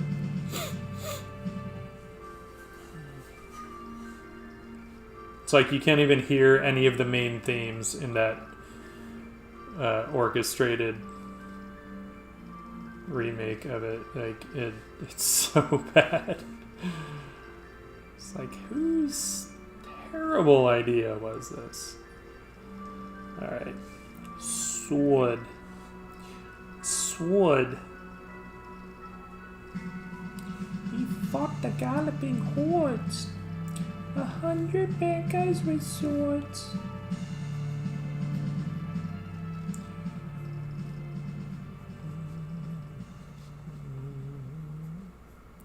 I want to do... Let's do a new layer so we can make sure we get first.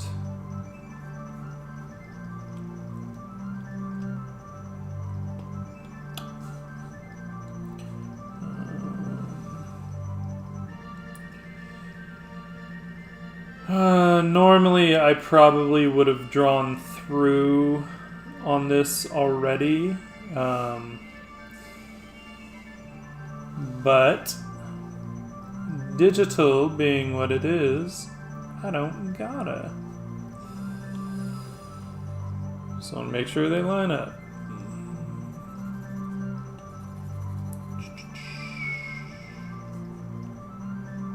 But then the other thing I'm trying to think of is I was going to have the sword at kind of a 3/4, but at this angle I feel like we would actually see it at a bit of a profile because that cloak would be sort of flattening it out. The cloak is heavy enough that it would affect the angle of the sword. It's something that I tend to think about. Is like, you know, I don't want to automatically default to always seeing like weapons at this cool like display angle, you know, at like a perfect profile, because it doesn't make sense. I gave him kind of a cool sword, but it's sort of just ambiguously fancy. I don't really want to do that. I'm actually a bit of a fan of rather simple, at least like the crossguard. I like those to be at least simple in terms of silhouette. Like maybe they have some engraving or etching on them, right? That's a possibility. Also, this is a one-handed sword, so I don't want to make it like super long. Gotta be careful with that. I'm debating if I want to have it wrapped here or not. I don't think we'll do a wrap. Not on this image. On a more narrative one, maybe. But on this one, we don't need to.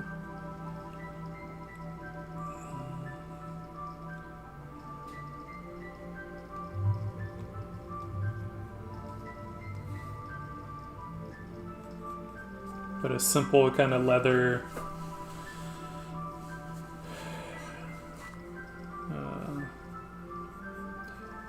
like a leather wrapped wooden sheath or something.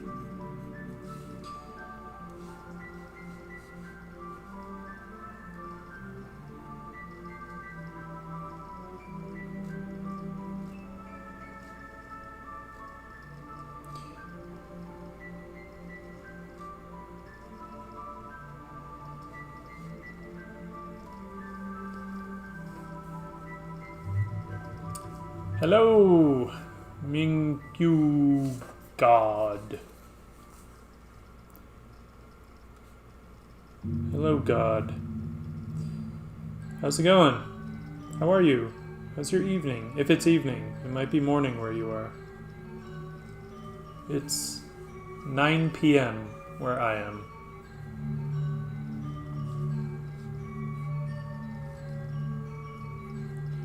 Okay, let's at least hint at that heavy tunic underneath.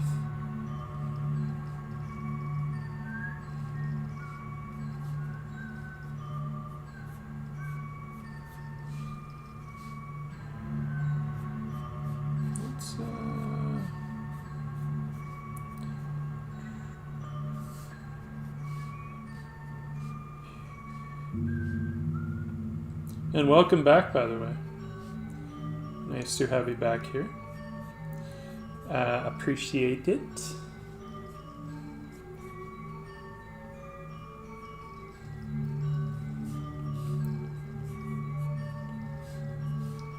Sorry if it's a little bit laggy. I think after the stream I will need to make some adjustments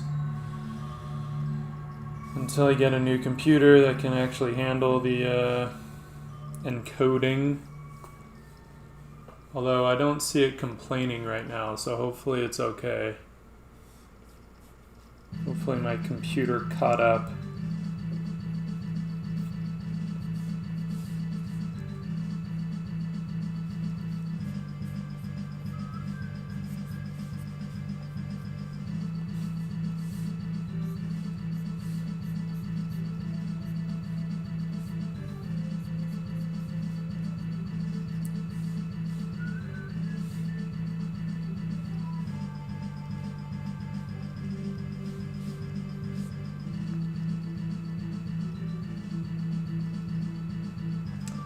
I want that stuff bunched up more.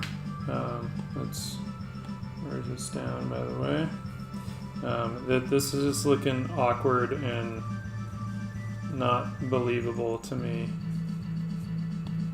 I don't like it. I kind of feel like I should just hint at it and then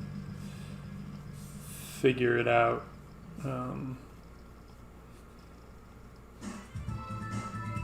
In the painting, where I can really push the form around a little more.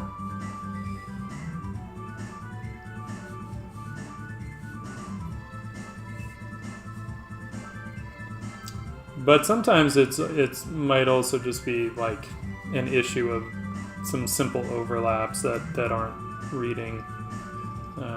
That can throw stuff off quite a bit. But I want to get more of that feeling that's kind of like bunched up, right? I don't want it to be too conveniently clean, just because that might be easier to draw or paint.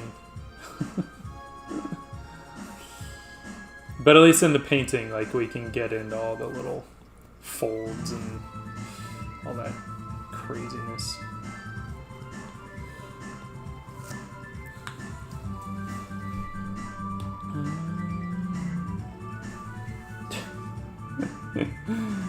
He's looking a little Jesus-y, but that's okay. It's actually okay because in terms of his features, I was actually thinking, like, I was sort of wanting to get a little bit of that angular sort of look that you'll get in the Middle East, you know? I wanted a bit of that. So I guess I shouldn't be surprised that he's looking a little Jesus-y. Sorry, I was losing his knee there, and his knee would be pushing against the cloth. So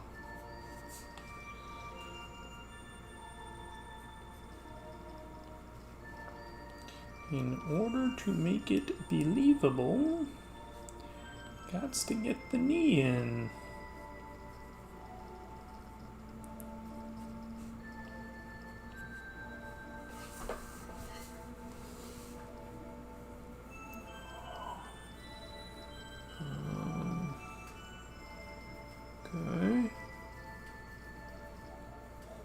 Okay. Ugh, got a mosquito bite on my ankle last night. Like, hardly outside for any time. And those damn mosquitoes are just like thirsty for any victim they can get. Bastards.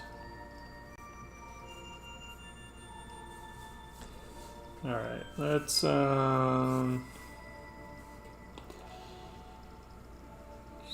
block in a quick flat.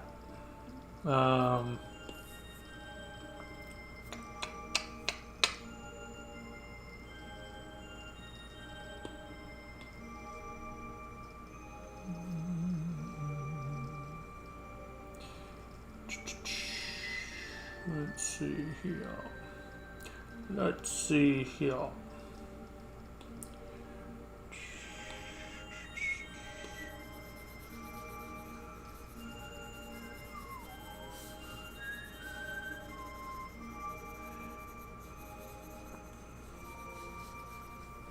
And this is just so I can use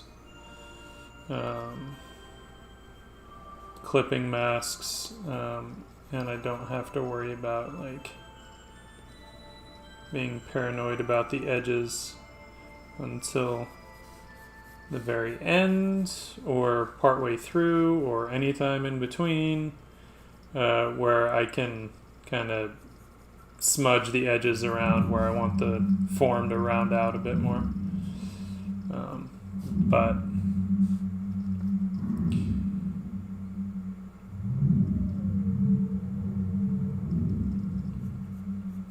and it just kind of helps to keep the silhouette a little cleaner.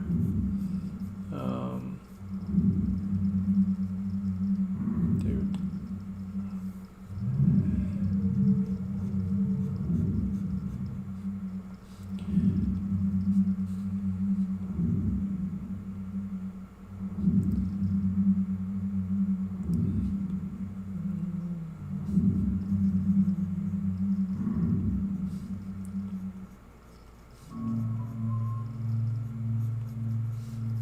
Luckily, his silhouette is not terribly complex, thanks to that big cloak.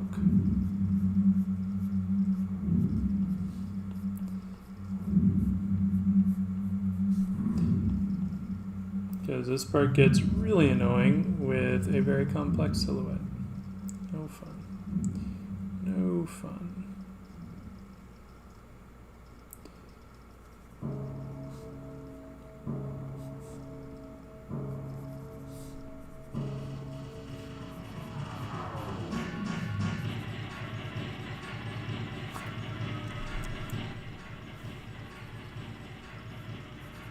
Should have unchecked this track because it's obnoxious. This one, and then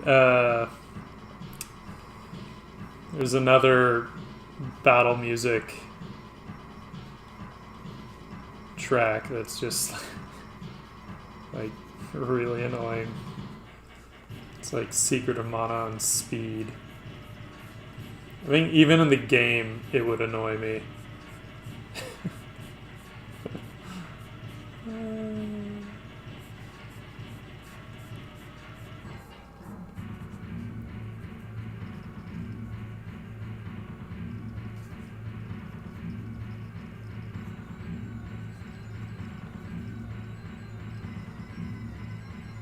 And then this stuff we can always, you know, the smudge tool we can always mess with and fray all that. So all the kind of aging and weathering and thread bearing that I was talking about, we can always bring that in very easily.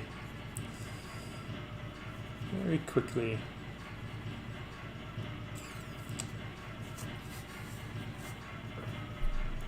Also, at any time, if anyone has any questions, please shout out in the chat. I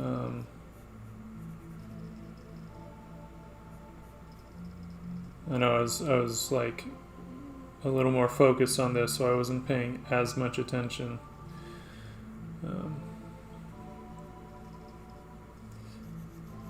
But I'm through the hard part.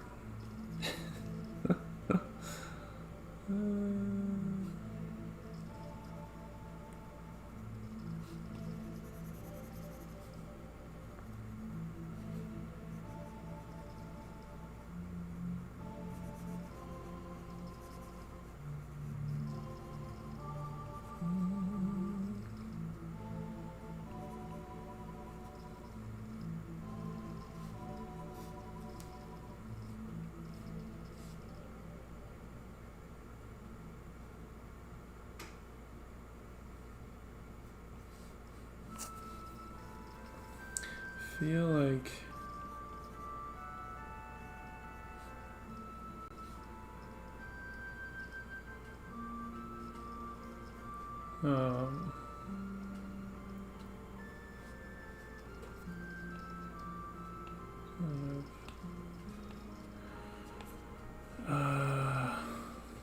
I don't like how round some of these silhouette shapes are. It bothers me.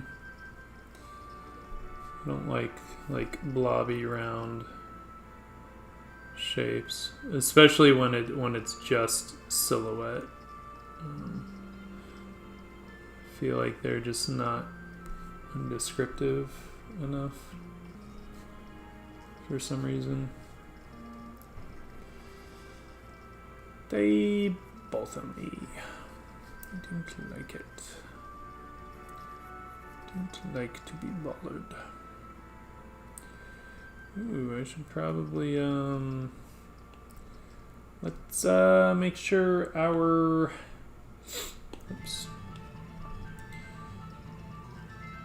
hilt is centered. How about that?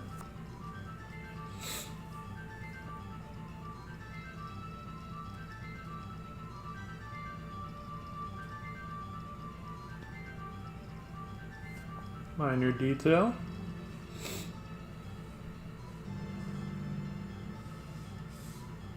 Feels pretty straight-ish.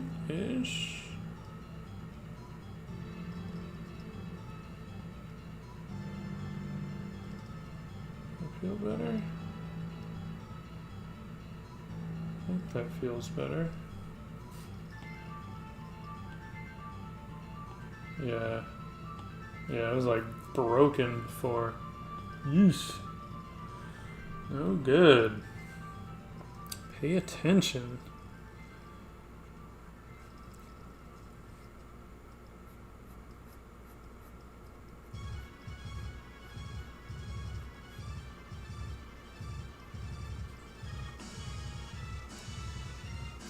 I think normally I would do this with a more angled brush. I don't know why I decided not to today.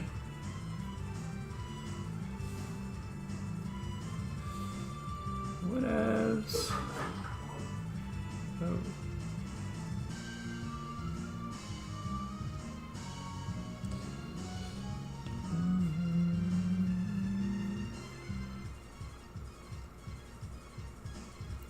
This round brush, not so good for getting angles.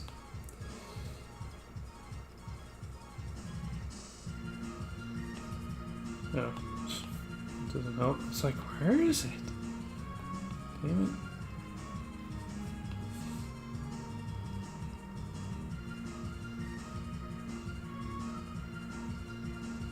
Okay.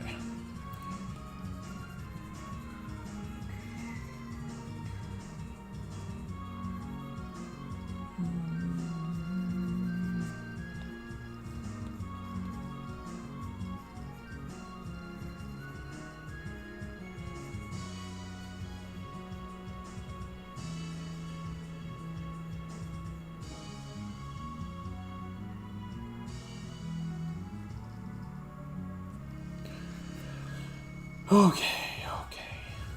There we go.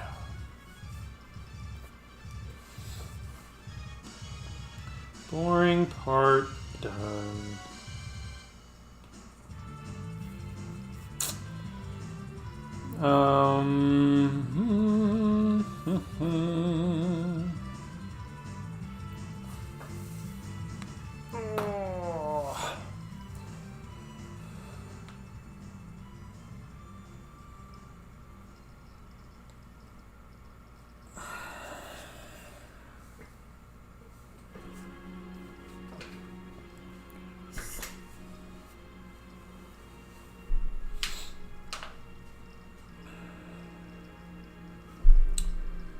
All right, let's throw in some colors of some kind. We know he has dark hair. I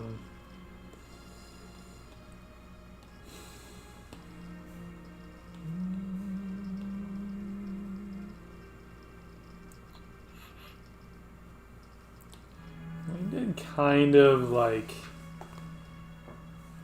a little generic lighting in a way. Meaning I intentionally did a sort of white light, I guess, so that I could really get local colors more, but I don't know if I'll go that route this time, just because I kind of want to light it with the environment that we first see him in mind, so it'll probably end up going fairly cool.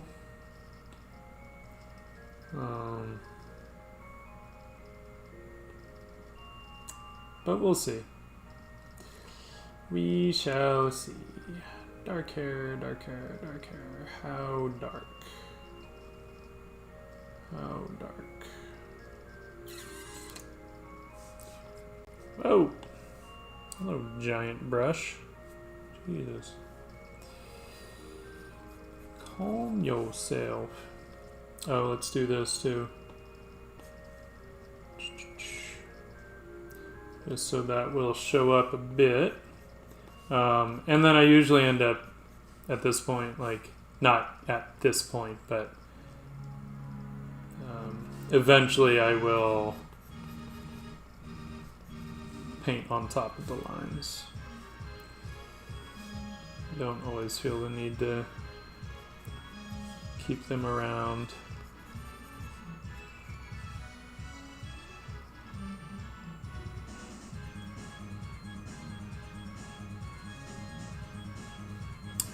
I do, yeah, that's true. That handle is a bit long, isn't it?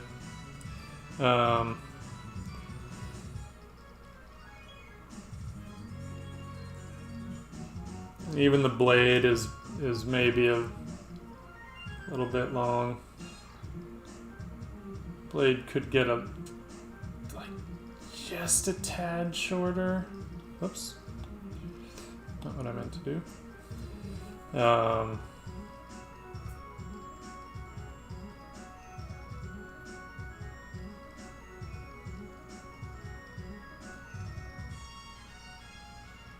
So I might end up making that hilt a little shorter. We'll see. We shall see. But yes, you are right. It did get longer than I intended.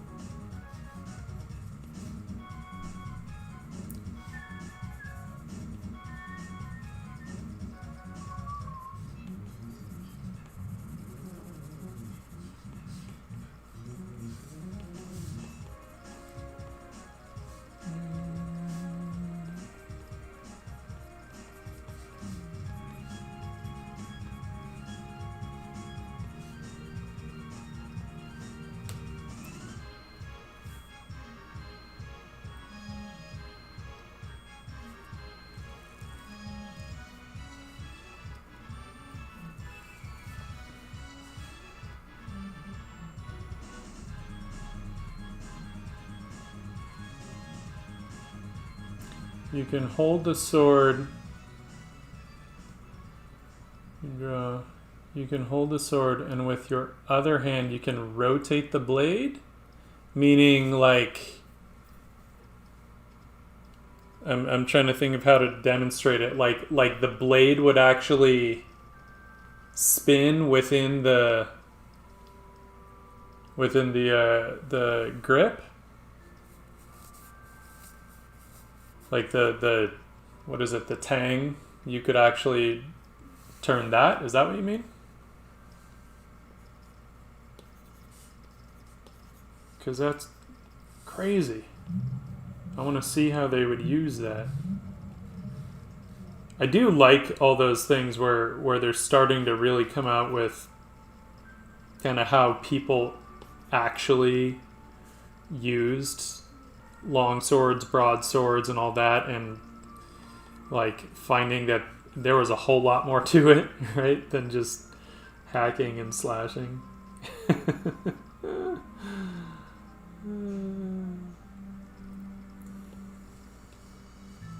They were not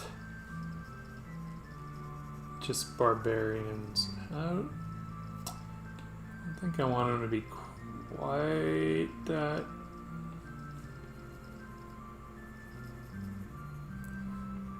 Yeah, but maybe somewhere in between. Yeah, that feels good.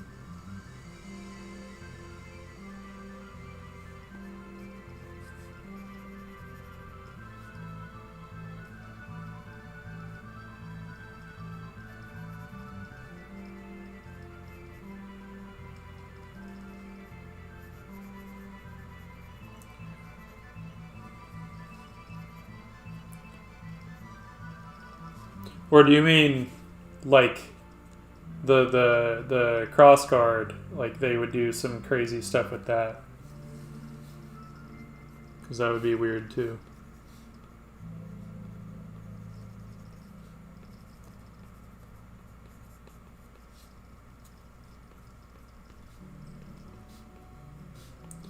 How do I decide with his eyes? Okay, yeah, I did do brown eyes. Good. Good.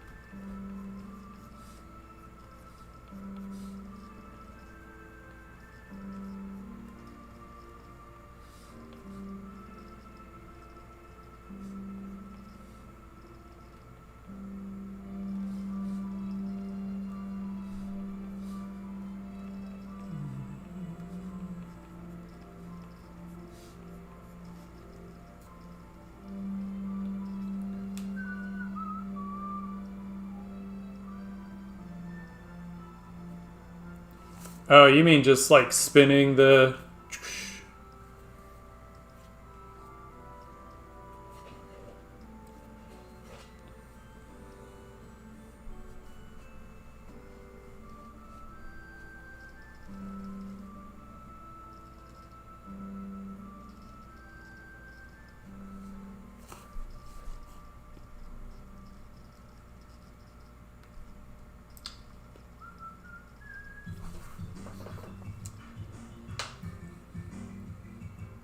I've been considering doing something kind of crazy with his eyes as like a sort of like sign of his change. And also, like, so when we first meet him, he doesn't like to make eye contact. And those are quite the eyebrows he has, aren't they? Funny, they work in a sketch, and then when you start really getting into them, all of a sudden you're like, damn, that's a lot of eyebrow. Let's chill some of that out in the drawing so that we have a little more control in the paint.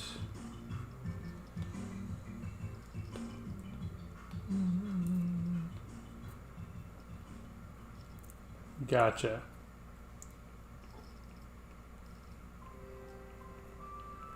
Doing all kinds of sword aerobics. Acrobatics, I mean, not aerobics. Sword aerobics. You like can't fight without a beat.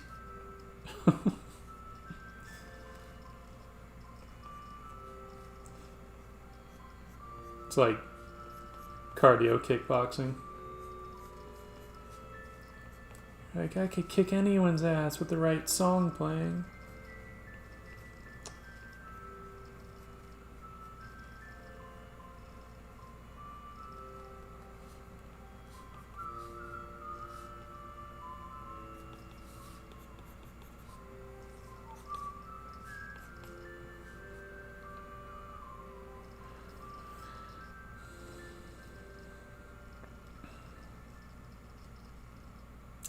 I'm on the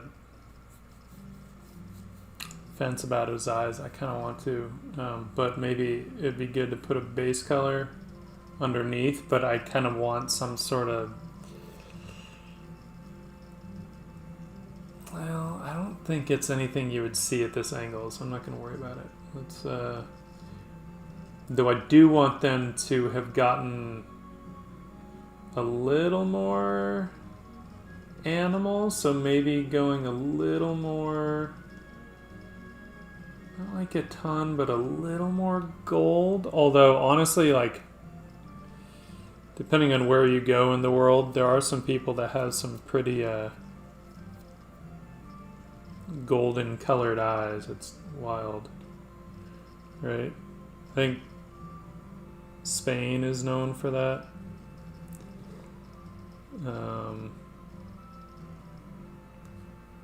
When my girlfriend and I went to Tahiti, there was a French girl who was working at the hotel we were at, and her eyes were like honey colored. It was crazy. It was cool.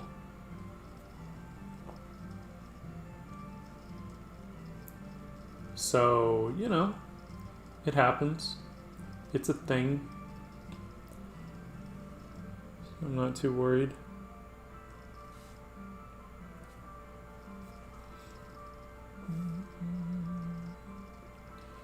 I don't know if I want him to have the decisions. Yeah, I do like that.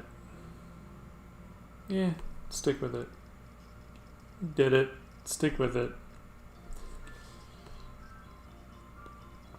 And I don't know if he has like some gray in his hair from age or if it's a stress thing, because I still have not decided actually on his age.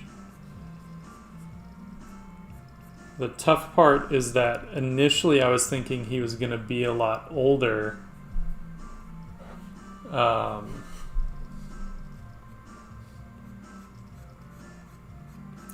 then as I started kind of developing stuff, I was like, oh shit, is there a love story here between him and Fiona? But then that would be weird because right now with their age difference I have, granted, if you actually think about the medieval and the Renaissance times, it would not be out of place. But by today's standards, it'd be a little weird. A little awkward.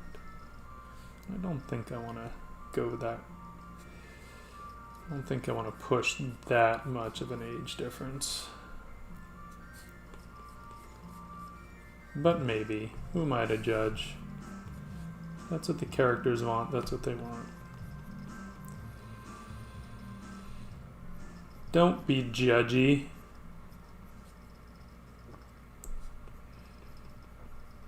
Okay, some of these details will just be easier to paint on top of the lines.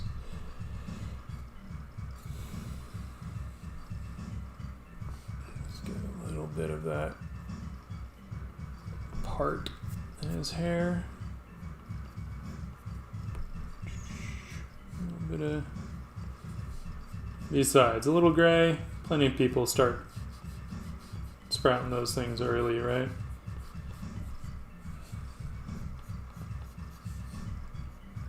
I didn't, though now I've got plenty of it in my beard. It's wild. I have like no white hairs on my head, but my beard is like full of them. Like my mom's heritage here, my dad's heritage here.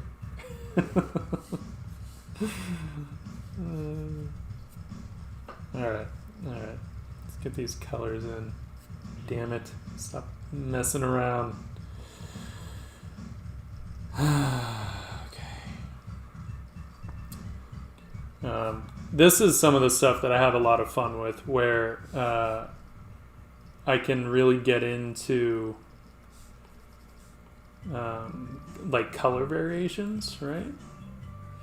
Whereas like I've also been kind of developing my monk and fish stuff, which is more with animation in mind. So you don't want to get too crazy with your color variations, right? Especially if I want to do any kind of animation myself and do this stuff frame by frame, then I've got to take every single color into account.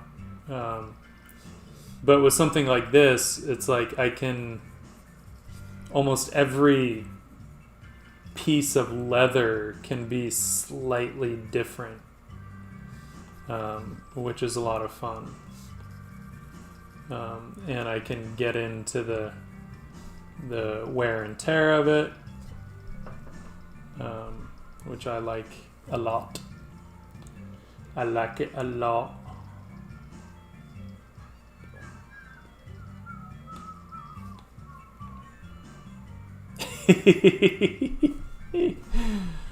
What's up, John? How you doing, brother? I know, I was saying he's looking a little Jesus-y. I just, the first time we meet this guy, he's been on the road for a while, and I'm gonna mess him up a bit. He's gonna get a bit dirty, but eventually he will clean up a bit more, and he doesn't look so Jesus-y. He maybe looks a little more Obi-Wan-ish, young Obi-Wan. But I'm also like still kind of playing with the facial features. I'm not totally set on this. Though, I'm not against it either. I can dig it. I like his face. So, yeah. But for now, yes, he is looking a little Jesus-y. But that's okay. Jesus with a sword.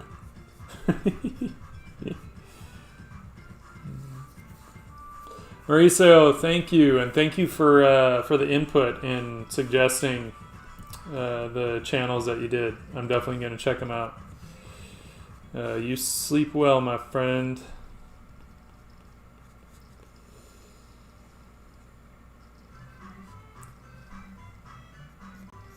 Mr. Zylstra, how are you doing? Hanging in there?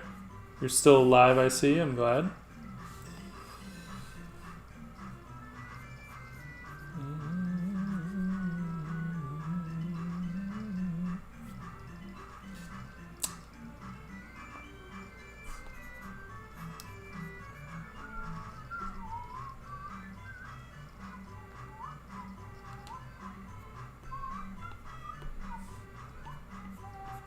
actually. This tunic will have white with that blue trim, so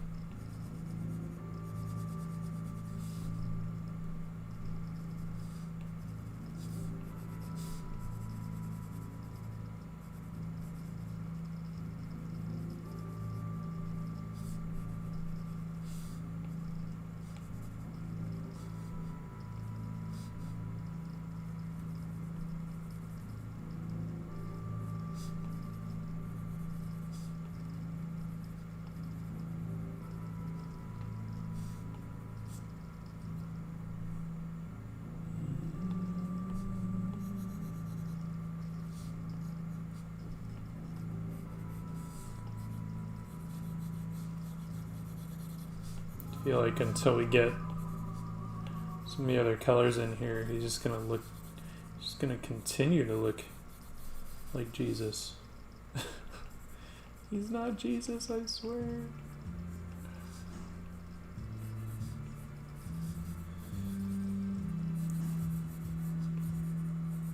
Nomad warrior Jesus. That is not the story I want to tell.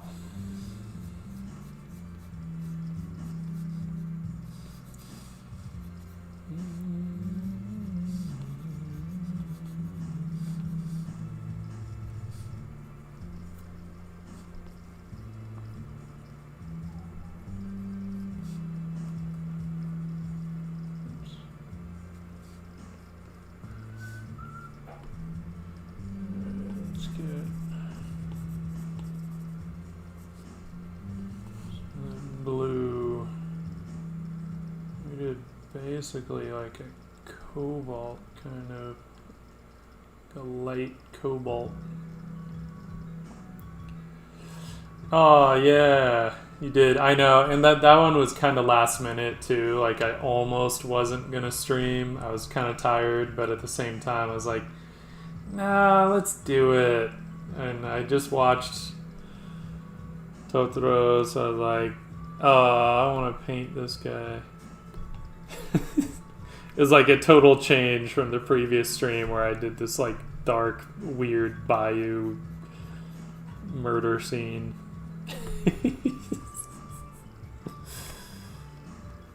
But hey, they were both night scenes. Gotta switch it up somehow, every now and then.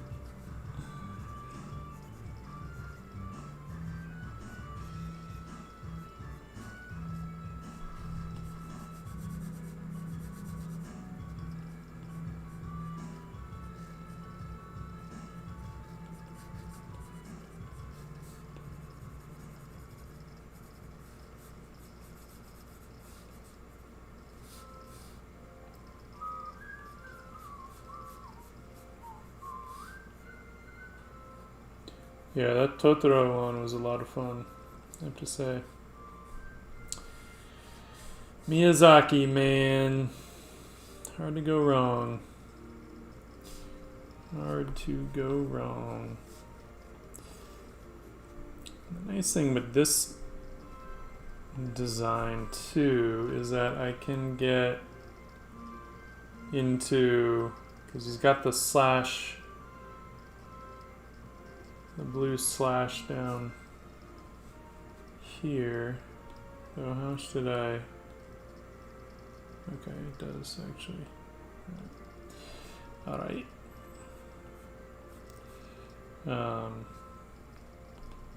Oops. Let's do this right. How about that? And let's pay attention to... granted, this is all stuff I can finesse later. But why push it?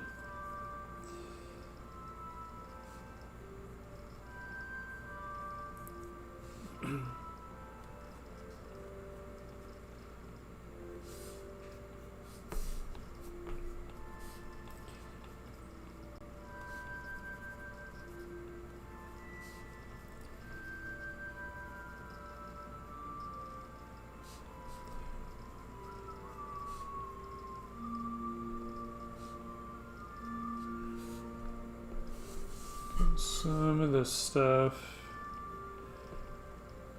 This is where it would help for me to be very clear on what kind of material this tunic is, so that I understand how it's going to fold.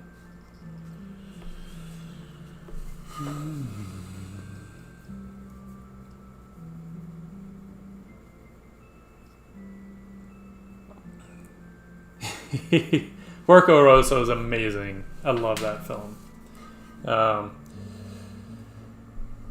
Wow, what are my top 3 cocktails? I would have to say tea punch, old fashioned, and possibly a pina colada when it's done right. Pina coladas can get very gross very quickly, but if you make them right, they are delicious. But yeah, I would say in order, it would have to be tea punch, old fashioned, and then I don't know, man. I'm a big fan of Manhattans as well. No, tea punch, old fashioned, Negroni. Done. There. But possibly a Negroni Martinique. So made with rum agricole instead of gin. Because that shit's delicious. I call it a Negroni Martinique. It doesn't actually have an official name. There is one that does have an official name, but it's made with normal rum, not the rum agricole, and I don't remember what it's called. But that's not as good as the agricole. Agricole is the way to go, my friends. The French do it right.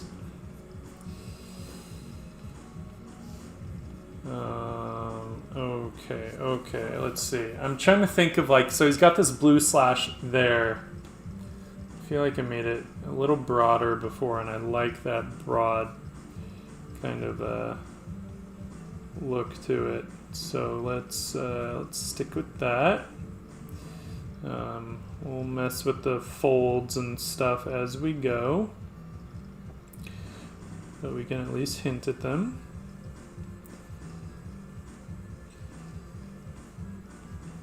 And notice 2 of my top 3 cocktails are made with rum agricole. I'm such a sucker for it. It's like it's so good, and it just doesn't leave you with the hangover that a lot of the other alcohols can. But I mean, come on, a good old fashioned is so good. And a tea punch is basically just an old fashioned, but with rum and lime. So I'm debating if I want another slash, kind of going across that way, or if I want something else entirely, some kind of a crest or something. But then I feel like I would really need to design that crest at some point. Maybe not in this image, possibly. Sorry, I keep ending up with all these damn little tangents, and they're the bane of my existence, I tell you.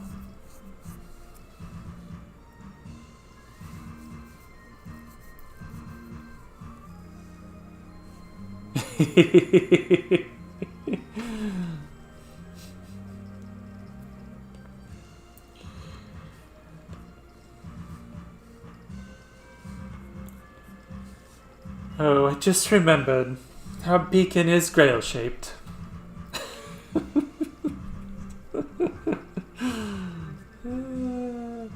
Yeah, I mean, it's hard, right? Like, anytime you go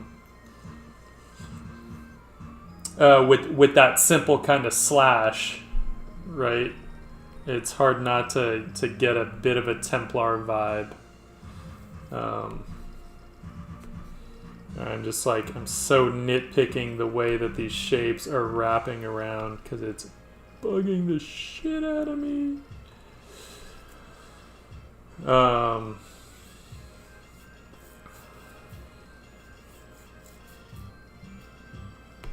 But it was, you know, it was a common thing that it was just a very simple way for them to kind of call out the different houses and things like that, where they would have these just very simple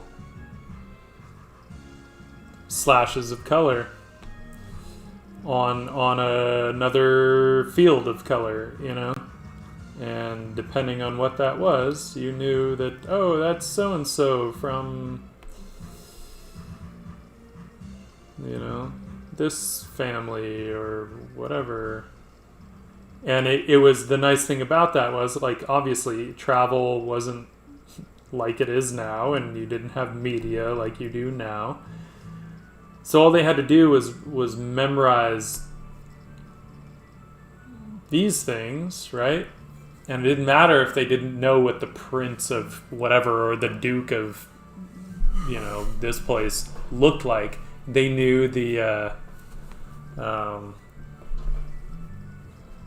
knew what the symbol of the different areas were, what the symbols for the different areas were, and they knew who the person was.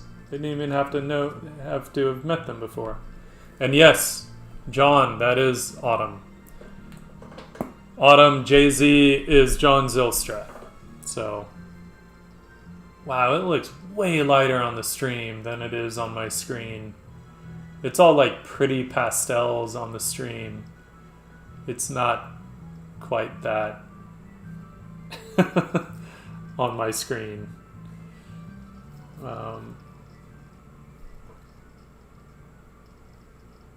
So I feel like he should still have, you know, I think we'll stick with the slash on his chest. I'm like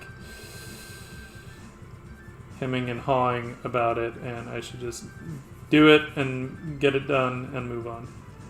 Because what the hell?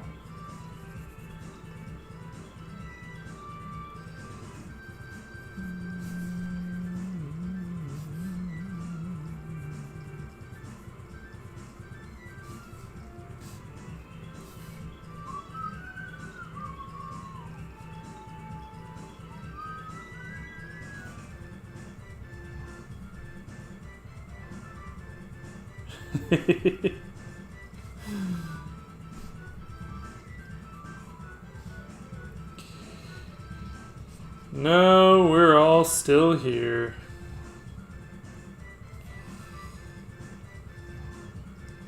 Still arting away, drawing and painting stuff, and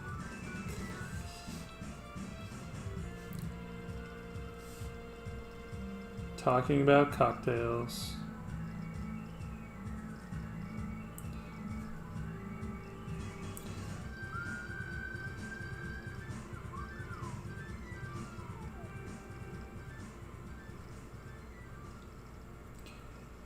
Got to get a bit of that wrapping around. Since his tunic is oversized and bunched up a bit. I'm digging it. I can dig it. Okay. Let's get this shit colored.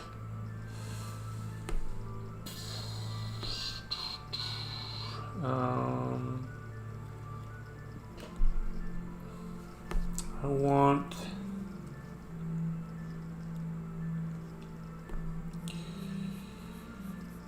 a leather strap for the sword hangs off of. Gonna go with a little more of like a orangey kind of brownish leather. Then we've got the one, let's make sure it's different. Got the one that would be for his bag, can be a little different kind of leather. Go a little more red, a little darker. Or, you know, one's older than the other, or it can be, yeah, from a different type of hide, or it can just be treated differently. Whatever. Details. Details.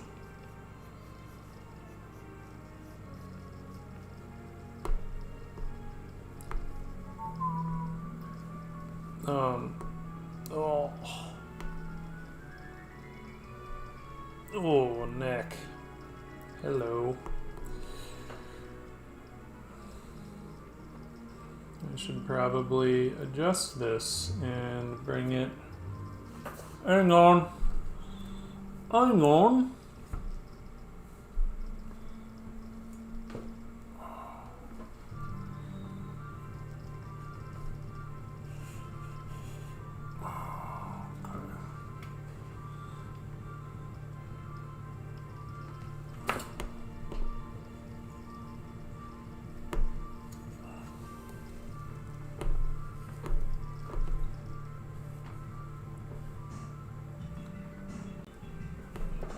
Jesus, how tight did I make all? Like, trying to adjust this tripod and everything was like super wrenched over. What the hell? Alright, that feels a little better. Okay. Belt. Belt.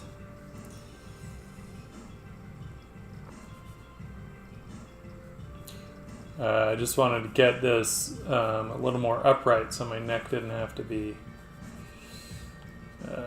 bent as much. Because for some reason I'm feeling it today.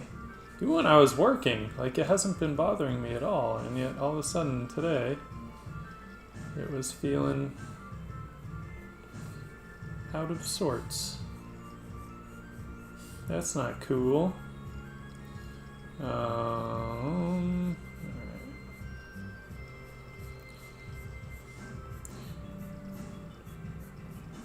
So I feel like I have kind of developed a bit of a method, at least in Procreate. And I mean, it's nothing like crazy or groundbreaking. It is just laying in the flats and then doing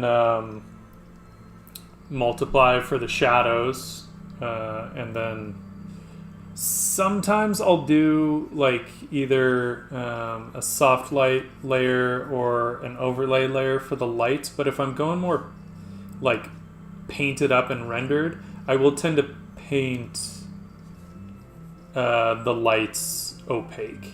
I don't use any kind of blending modes for that.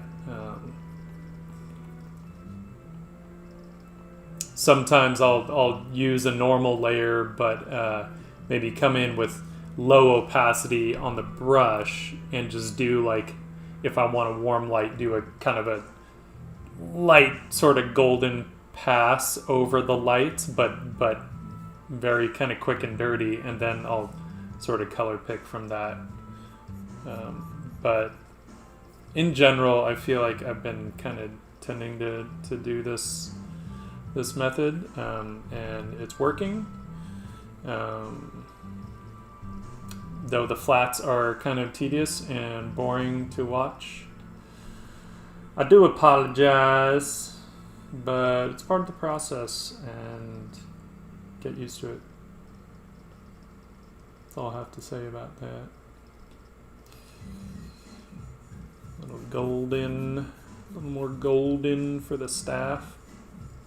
And I mean, the non-boring part of this is actually like figuring out the color scheme, right? Like, that's actually kind of fun to dig into.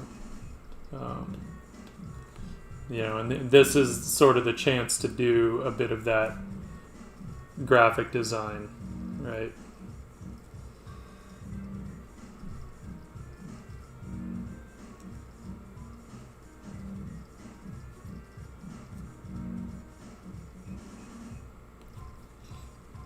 Before we ruin it with lighting and shadows.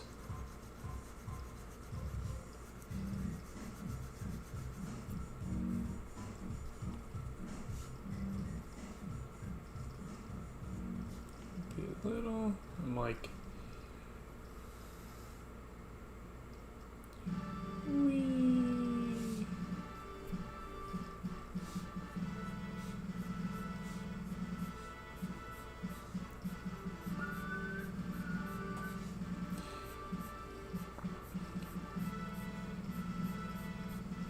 Now, at some point, when I do start getting into the shadows and the lights, I will probably make sure, like, the light on the staff is, like, ruler straight, you know? It's one of those things where, yes, he's been on the road for a long time. He's, you know, weather beaten and all that stuff, but the stuff he has is still quality, so I want some of those things to show through, right? I don't want it all to just be like janky.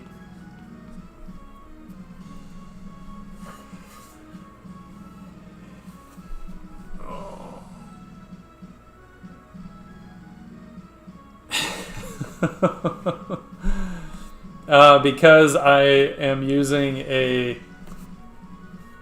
$1,300 Fuji X Pro 2 as a webcam. That's why.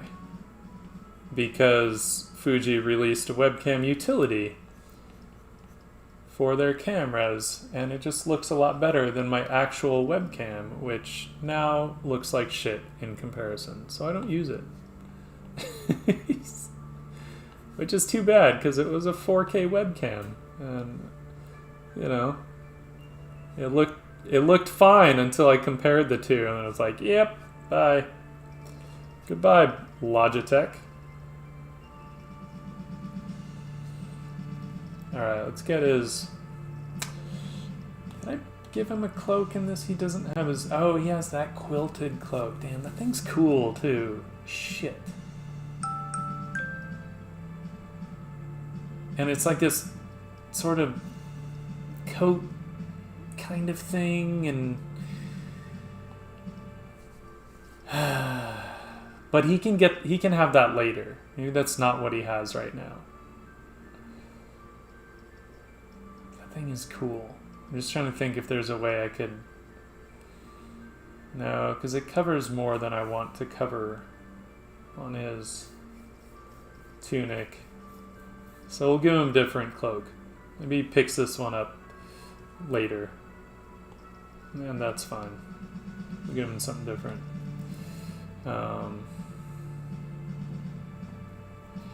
So I think with this one, it might be maybe like either something he picks up along the way, or... And wow, his hair looks way too clean. Shit, that's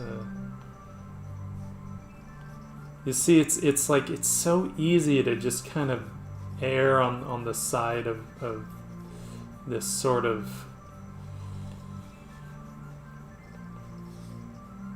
really clean shit.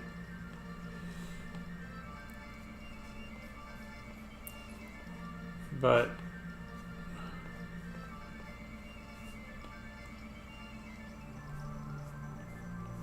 wow, why it really doesn't want to smudge that? Why? It's not alpha locked. Weird. Huh. Okay. Might have to use a different smudgy smudge. Something that maybe grips a little. Wow. Why? Oh, well, yeah, on that layer. Oh. Getting crazy. God damn it. Comply! Give me those damn flyaways and shit. You know what? Screw you. We'll paint it in. How about that?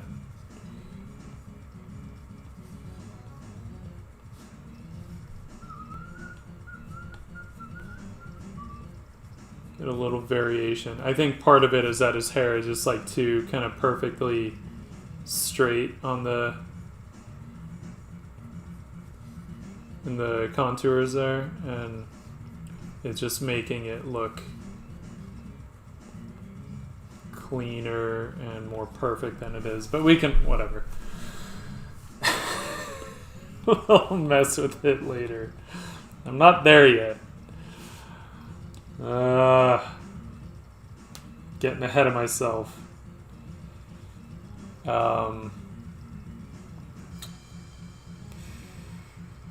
Cloak, cloak, cloak. I don't want it to be that green. I want, like, basically if there's anything that he left home with, he could have more, like, sort of noble colors on. But if there's anything he bought after, I feel like it should have more kind of earthiness. So that's kind of what I'm trying to balance. He will be mostly earth tones, and that's fine. I just need the tones to be... Still want him to look good. So I think we might have to add some patches and stuff on this too when we really get into painting, because reasons.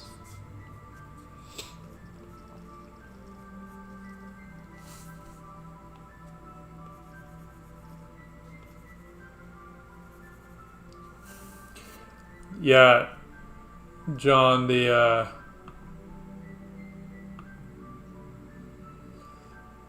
so the camera looks great because I also have a nice lens on it, a nice, 35mm 1.4 f-stop.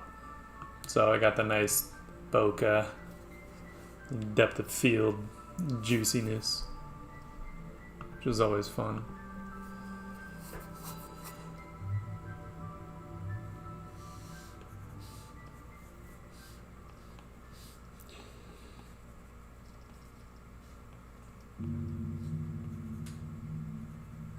And what's crazy it is not actually that high of a resolution.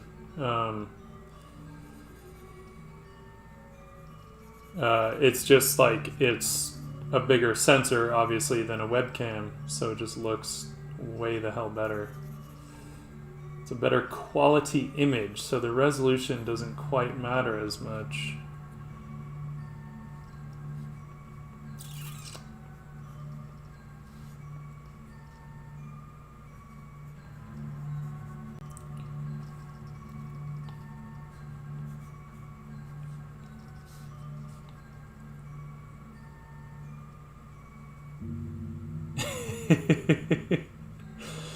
Oh yes, I am planning to. Yeah, I noticed for some reason it does do that huge frame drop when I switch, which is wild because, like I said, it's not actually even set to that high of resolution. I guess it's just like, I don't know, more information in the image, maybe. I really don't know. But yeah, I'm realizing I may have to buy a new machine sooner than I thought, because I am getting tired of my janky iMac. I'm ready to go back to the PC realm, everyone. I said it. You heard me say it. I will be going back to PC. Mostly because once you get over a certain price point, it's a Mac is just a ripoff, complete ripoff. You're like paying, you know, X amount of money for 2-year-old hardware, you know, that wasn't even necessarily like the top of the line even when it was new. You know, it's not to say they're not fast. Obviously, like my iMac Pro that I have for work is fast. It's a good machine, but it's also like limited once you get into streaming and shit. Mac just doesn't have all the options that PC has. Oh, right on. Yeah, my pleasure.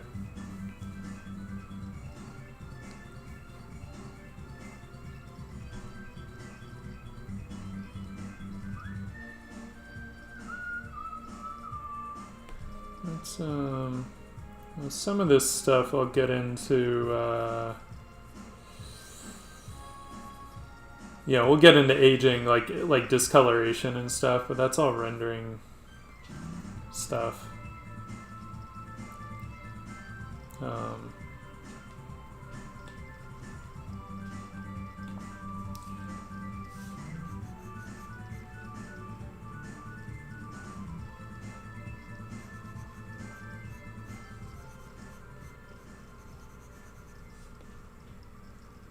It's so funny because with a lot of this, I always kind of wonder, I'm like, well, how interesting is it really to watch? You know, like past the sketch phase, I don't know. Because each time I think like, well, I don't know, is this part of the process just kind of boring? But it's necessary. So, you know, we can't just skip it and pretend it doesn't happen. I mean, we could, but then how do we learn and grow?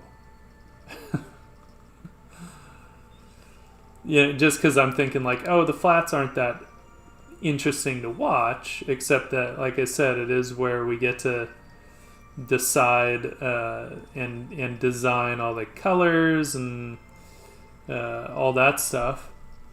And then I'm thinking, oh, well, how interesting is it to watch, like, rendering, you know? But then that's the other part of the process. And I guess for some people, I would hope it would be interesting. I don't know. I just work here. So I want to do that for there. I like this, but I want to go darker.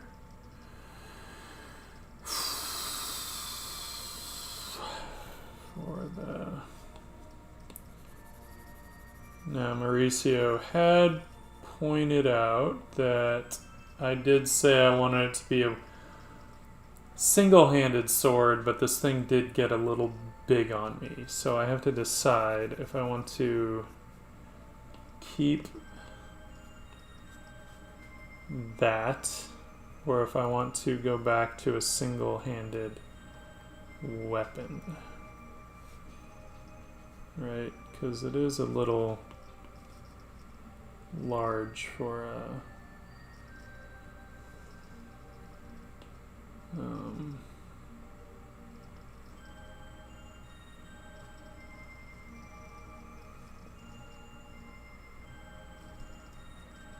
that handle got long and the blade is a bit long.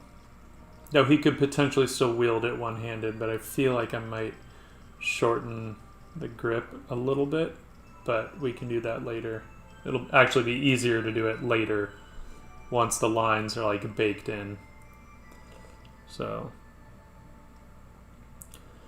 yeah, Jelinek, how are you doing?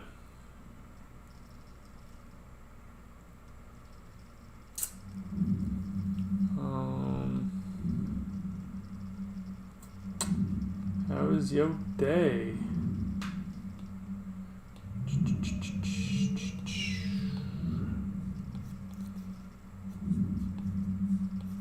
What did we... I'm on the wrong layer. Let's do it on the right layer. How about that?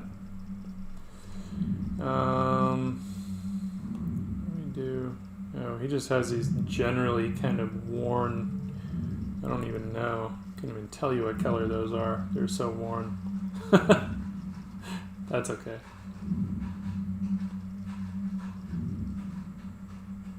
Oh. I heard my cat scratching in the other room and I could not tell what it was. I was like, what is that sound? But she was just scratching on her scratching post, so it's okay. We'll have to get those patches. Although those patches can come in later. Maybe I'll get just like one of them in. Hint at some wear and tear down the road. Nice. Nice. Yeah, sometimes it's hard to get that going first thing, huh?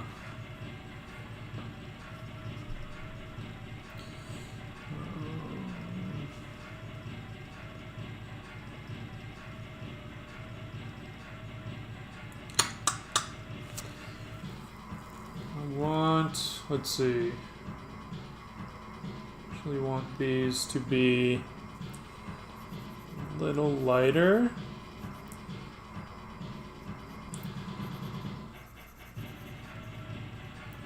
I think maybe these are potentially a little newer, but they will have some kind of aging, right? Just from weather and oils and...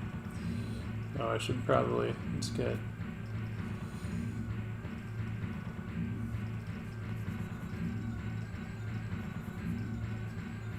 staff. And brass. Or bronze. Something or other. Something or other.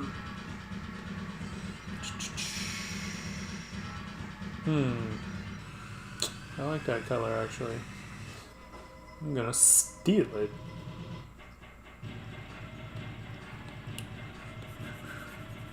Yeah.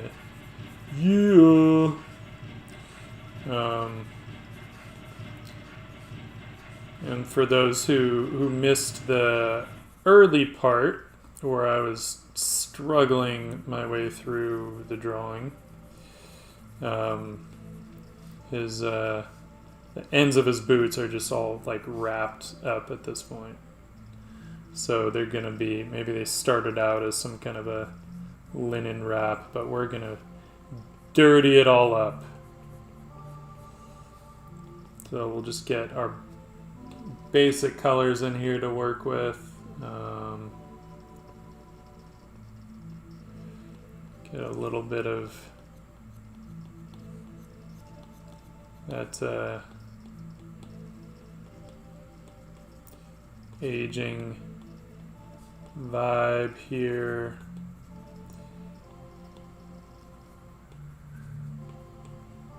On these gators. I don't know what the official name would have been back in the day. So, sticking with gators. Oh, that looks super dark. Super dark.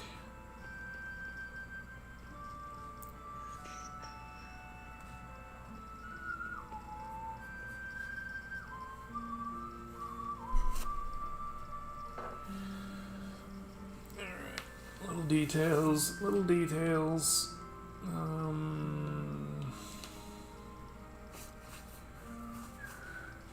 And actually this stone in the pommel is actually a black gemstone. Oh, let's not forget that.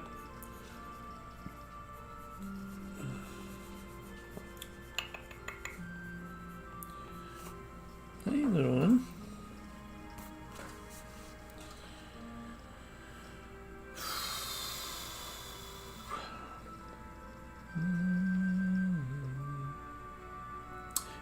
This character is... I'm saying Sir Cian Manus, though I don't know if I will stick with the Sir. I don't know if I want to come up with a different word for essentially the equivalent to a knight. But he is basically... He has been traveling for a while.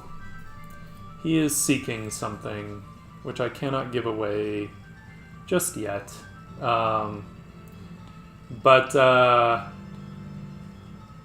Yeah, so he's been on the road for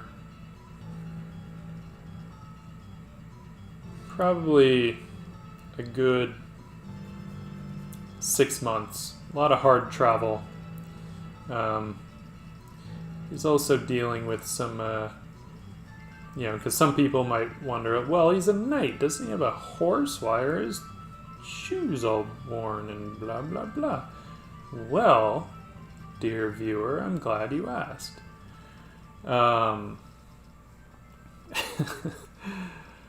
Because he's going through some personal shit. So in this world, it's one of those things where like old things are coming back or waking up or something. Some kind of magical force. Magical makes it sound much happier than it is. You know, this sort of natural, some sort of natural force is returning, and it is affecting different people in different ways.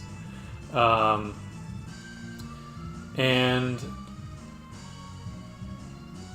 Manus here, Mr. Sir Cian Manus, basically got turned into a shapeshifter. And he does not know how to control it. And Crazy Cat is running around like an insane person. But it kind of takes over when he gets into like, either when he gets too angry or he gets into kind of more battle mode, you know, like if he does get into a kind of a fight. So he tends to use his staff now more than he uses a sword because he's afraid of what might happen. And he doesn't really know how to control himself yet in that shifted form, where it becomes much more animalistic. Thus, his clothes are actually oversized, taking that into account. So that's what he's dealing with on a personal level. And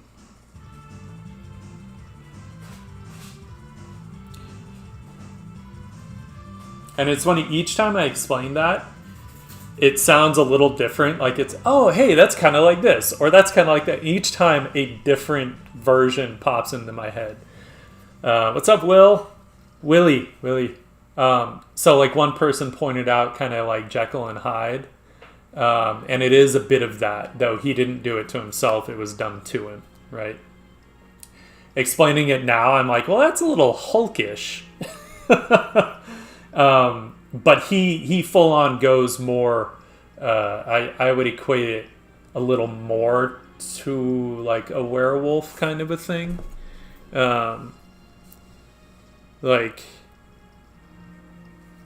So he goes more animal in that sense, right? It's not like he just sort of becomes this weird, like brutish looking dude. It's like he actually, I'm going with more of the full on like shapeshifter kind of concept. So yeah, it's my story and I'm sticking to it.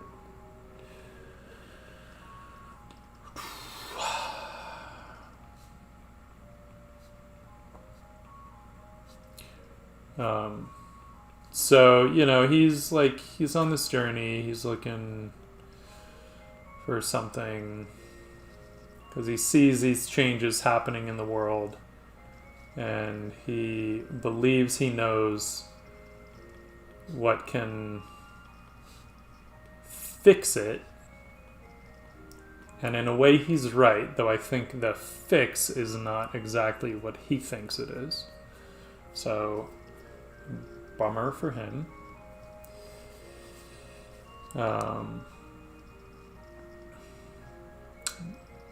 I just want to get in some of these little details. Some of them, like, whatever,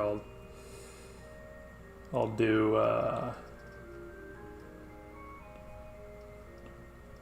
kind of flesh them out later, but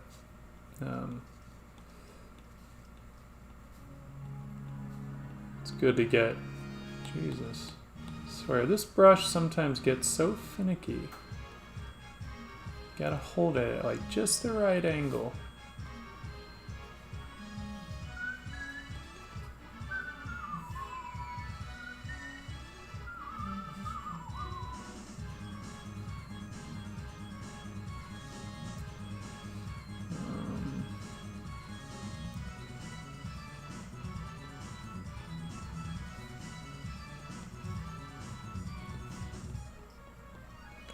Gilyu brush. I should use a brush that's a little more dependable in size. This one's really fun to sketch with, but sometimes it's just...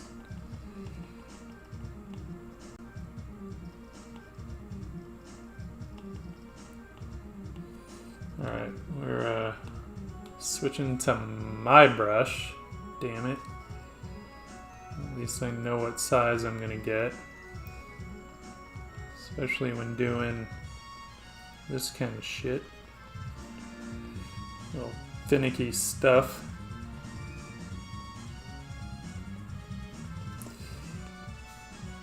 I don't want to wrestle with it. I just want to get it in there. Get it done. I want...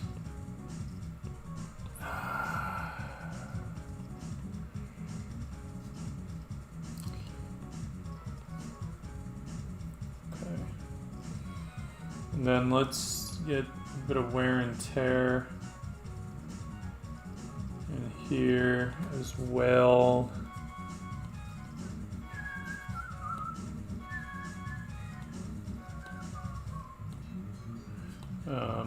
Mostly aging. I'm not going to get into the super details of like fraying and stuff just yet. I just want to build in the any kind of color shifts and stuff that might happen on in terms of the local color. Right, so we can mess up his shoe wraps a bit. Smudgy that shit around.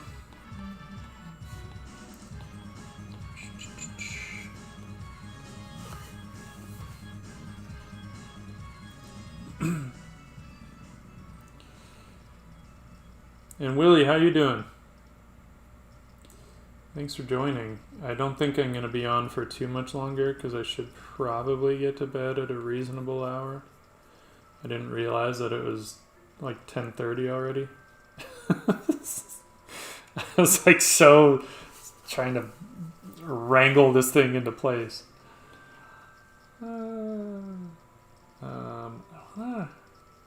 Okay, we're going to do this in two parts. One, we're going to do some little color gradation.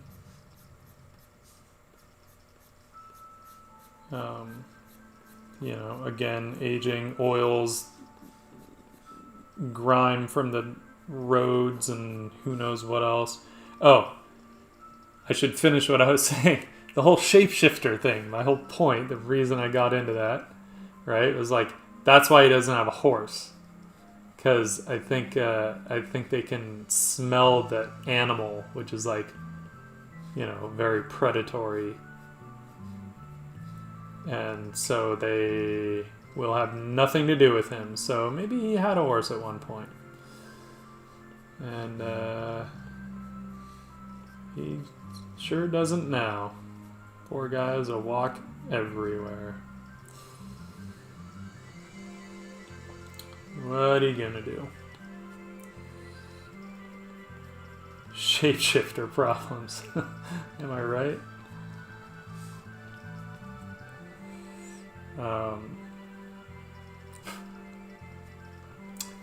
And we will get into, at some point, doing like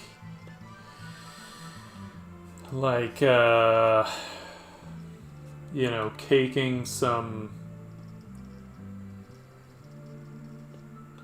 mud on this, maybe, and we'll have to kind of play with the right brush for that.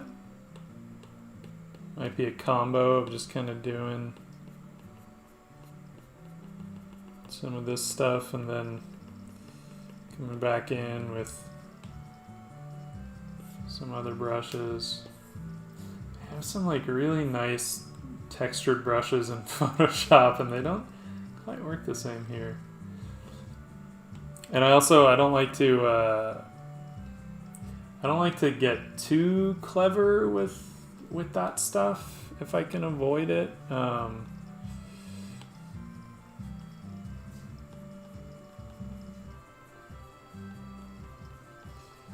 I like to keep it like, I don't like to use too many brushes in one image. I think it gets really busy when you do that, and it's not a good thing.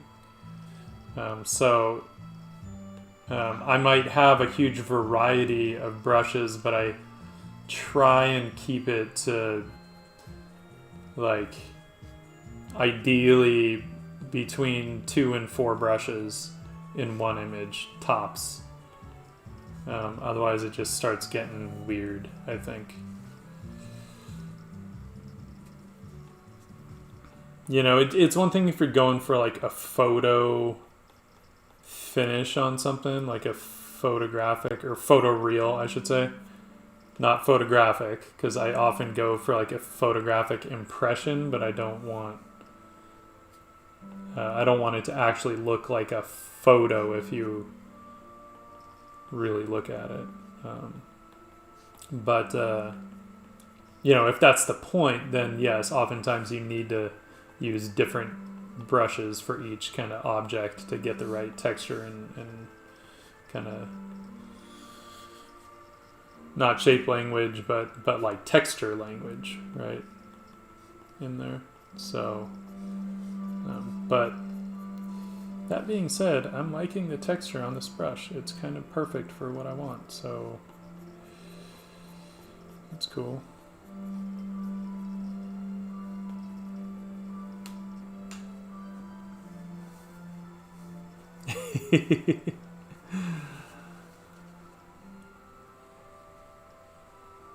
I've been well.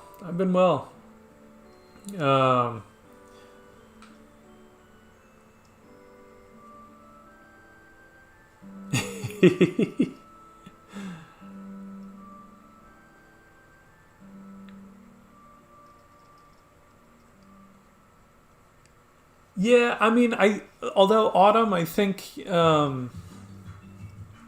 that you can still get into a certain type of texture fidelity, right? It just maybe not like photo textures per se, or even like brushes that have textures on them, but it might be more something where you would have to actually paint the textures in. Which, I don't know, I think that's fun sometimes. Because usually if we're getting into textural stuff at work, like it has to be so photographic that I think it's fun to just kind of go old school with it and just fucking paint that texture in by hand. And then I think you can get away with some very detailed stuff, even in the whimsical things, because at least the texture language is in keeping with the rest of the image, right? Because it's all hand done. I mean, it takes a while, depending. Although you can still keep it loose, because if it's small, it's just going to look tight when you zoom out, right?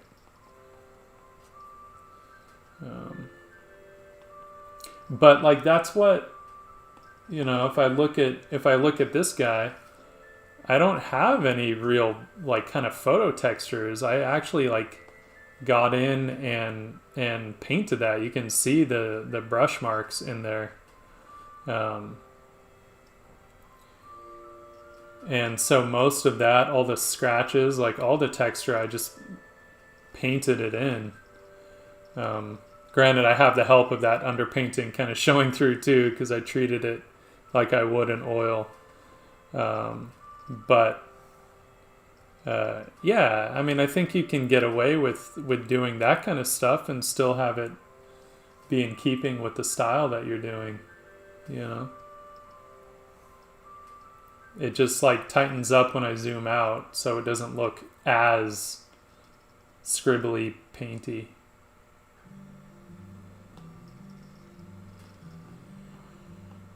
Scribbly painty, that's a technical term.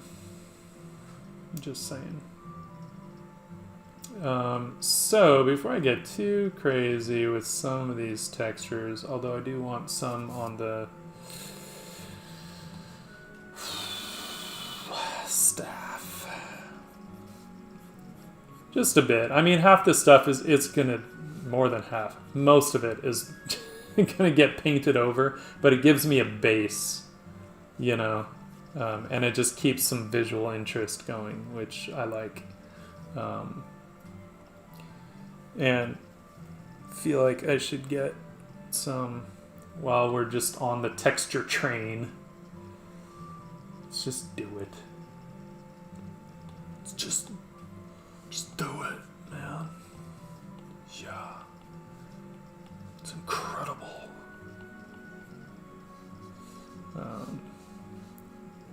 Like you say, I mean, half this stuff is going to get painted over, but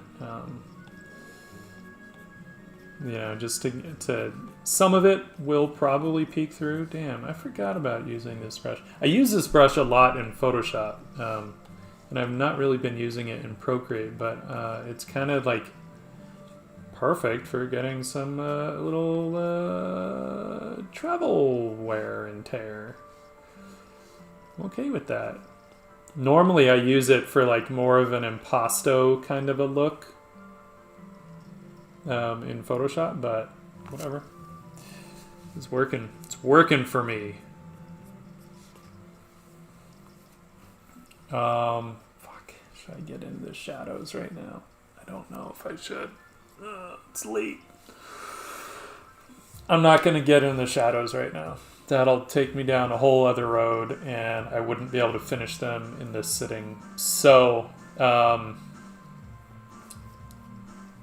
should probably call it a night. So yeah, this guy is somewhere between our friend, well, a couple versions that I've done of him. One being this one, right? Let's go ahead and get our background in there. So this was like really the first version of him, but this is him a little later. Obviously, he's gotten a haircut and, you know, cleaned himself up a little bit. He's still on the road, so he's, you know, he clearly has a new awesome quilted cloak coat thing. I kind of want one of those. Not that LA gets cold enough to warrant it, but oh, I forgot. I do want to throw. I've changed his staff clearly, but that's my prerogative because I wanted to. And then I had done this other version, right? And this is really like, so the one that I'm painting up right now is really around this time, though I didn't want to get him in all the furs and all that shit. So, and this is a much looser one. So, but it's about the same time, and so he's going through this place where, in the shadowy parts of the forest and whatnot, there's still snow on the ground and all that shit. So, yeah, I'm kind of just kicking around these ideas for characters and scenes as I'm sort of trying to figure out the story. So that's where a lot of this is headed. At some point, we still got to finish San Giovanni as well. I think I have some little detail-y things that I wanted to still do on her. But I really like where she's... I like where she's going. She makes me happy. Yeah. Yeah. So, and yes, in this world, the elves are very tall. She's like 7 feet tall. So I wanted this like elongated look. I don't want her to have like a human look to her proportions. So, yeah. Anyway,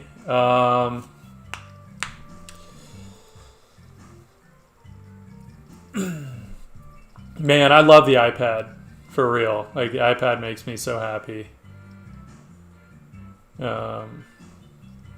Yeah.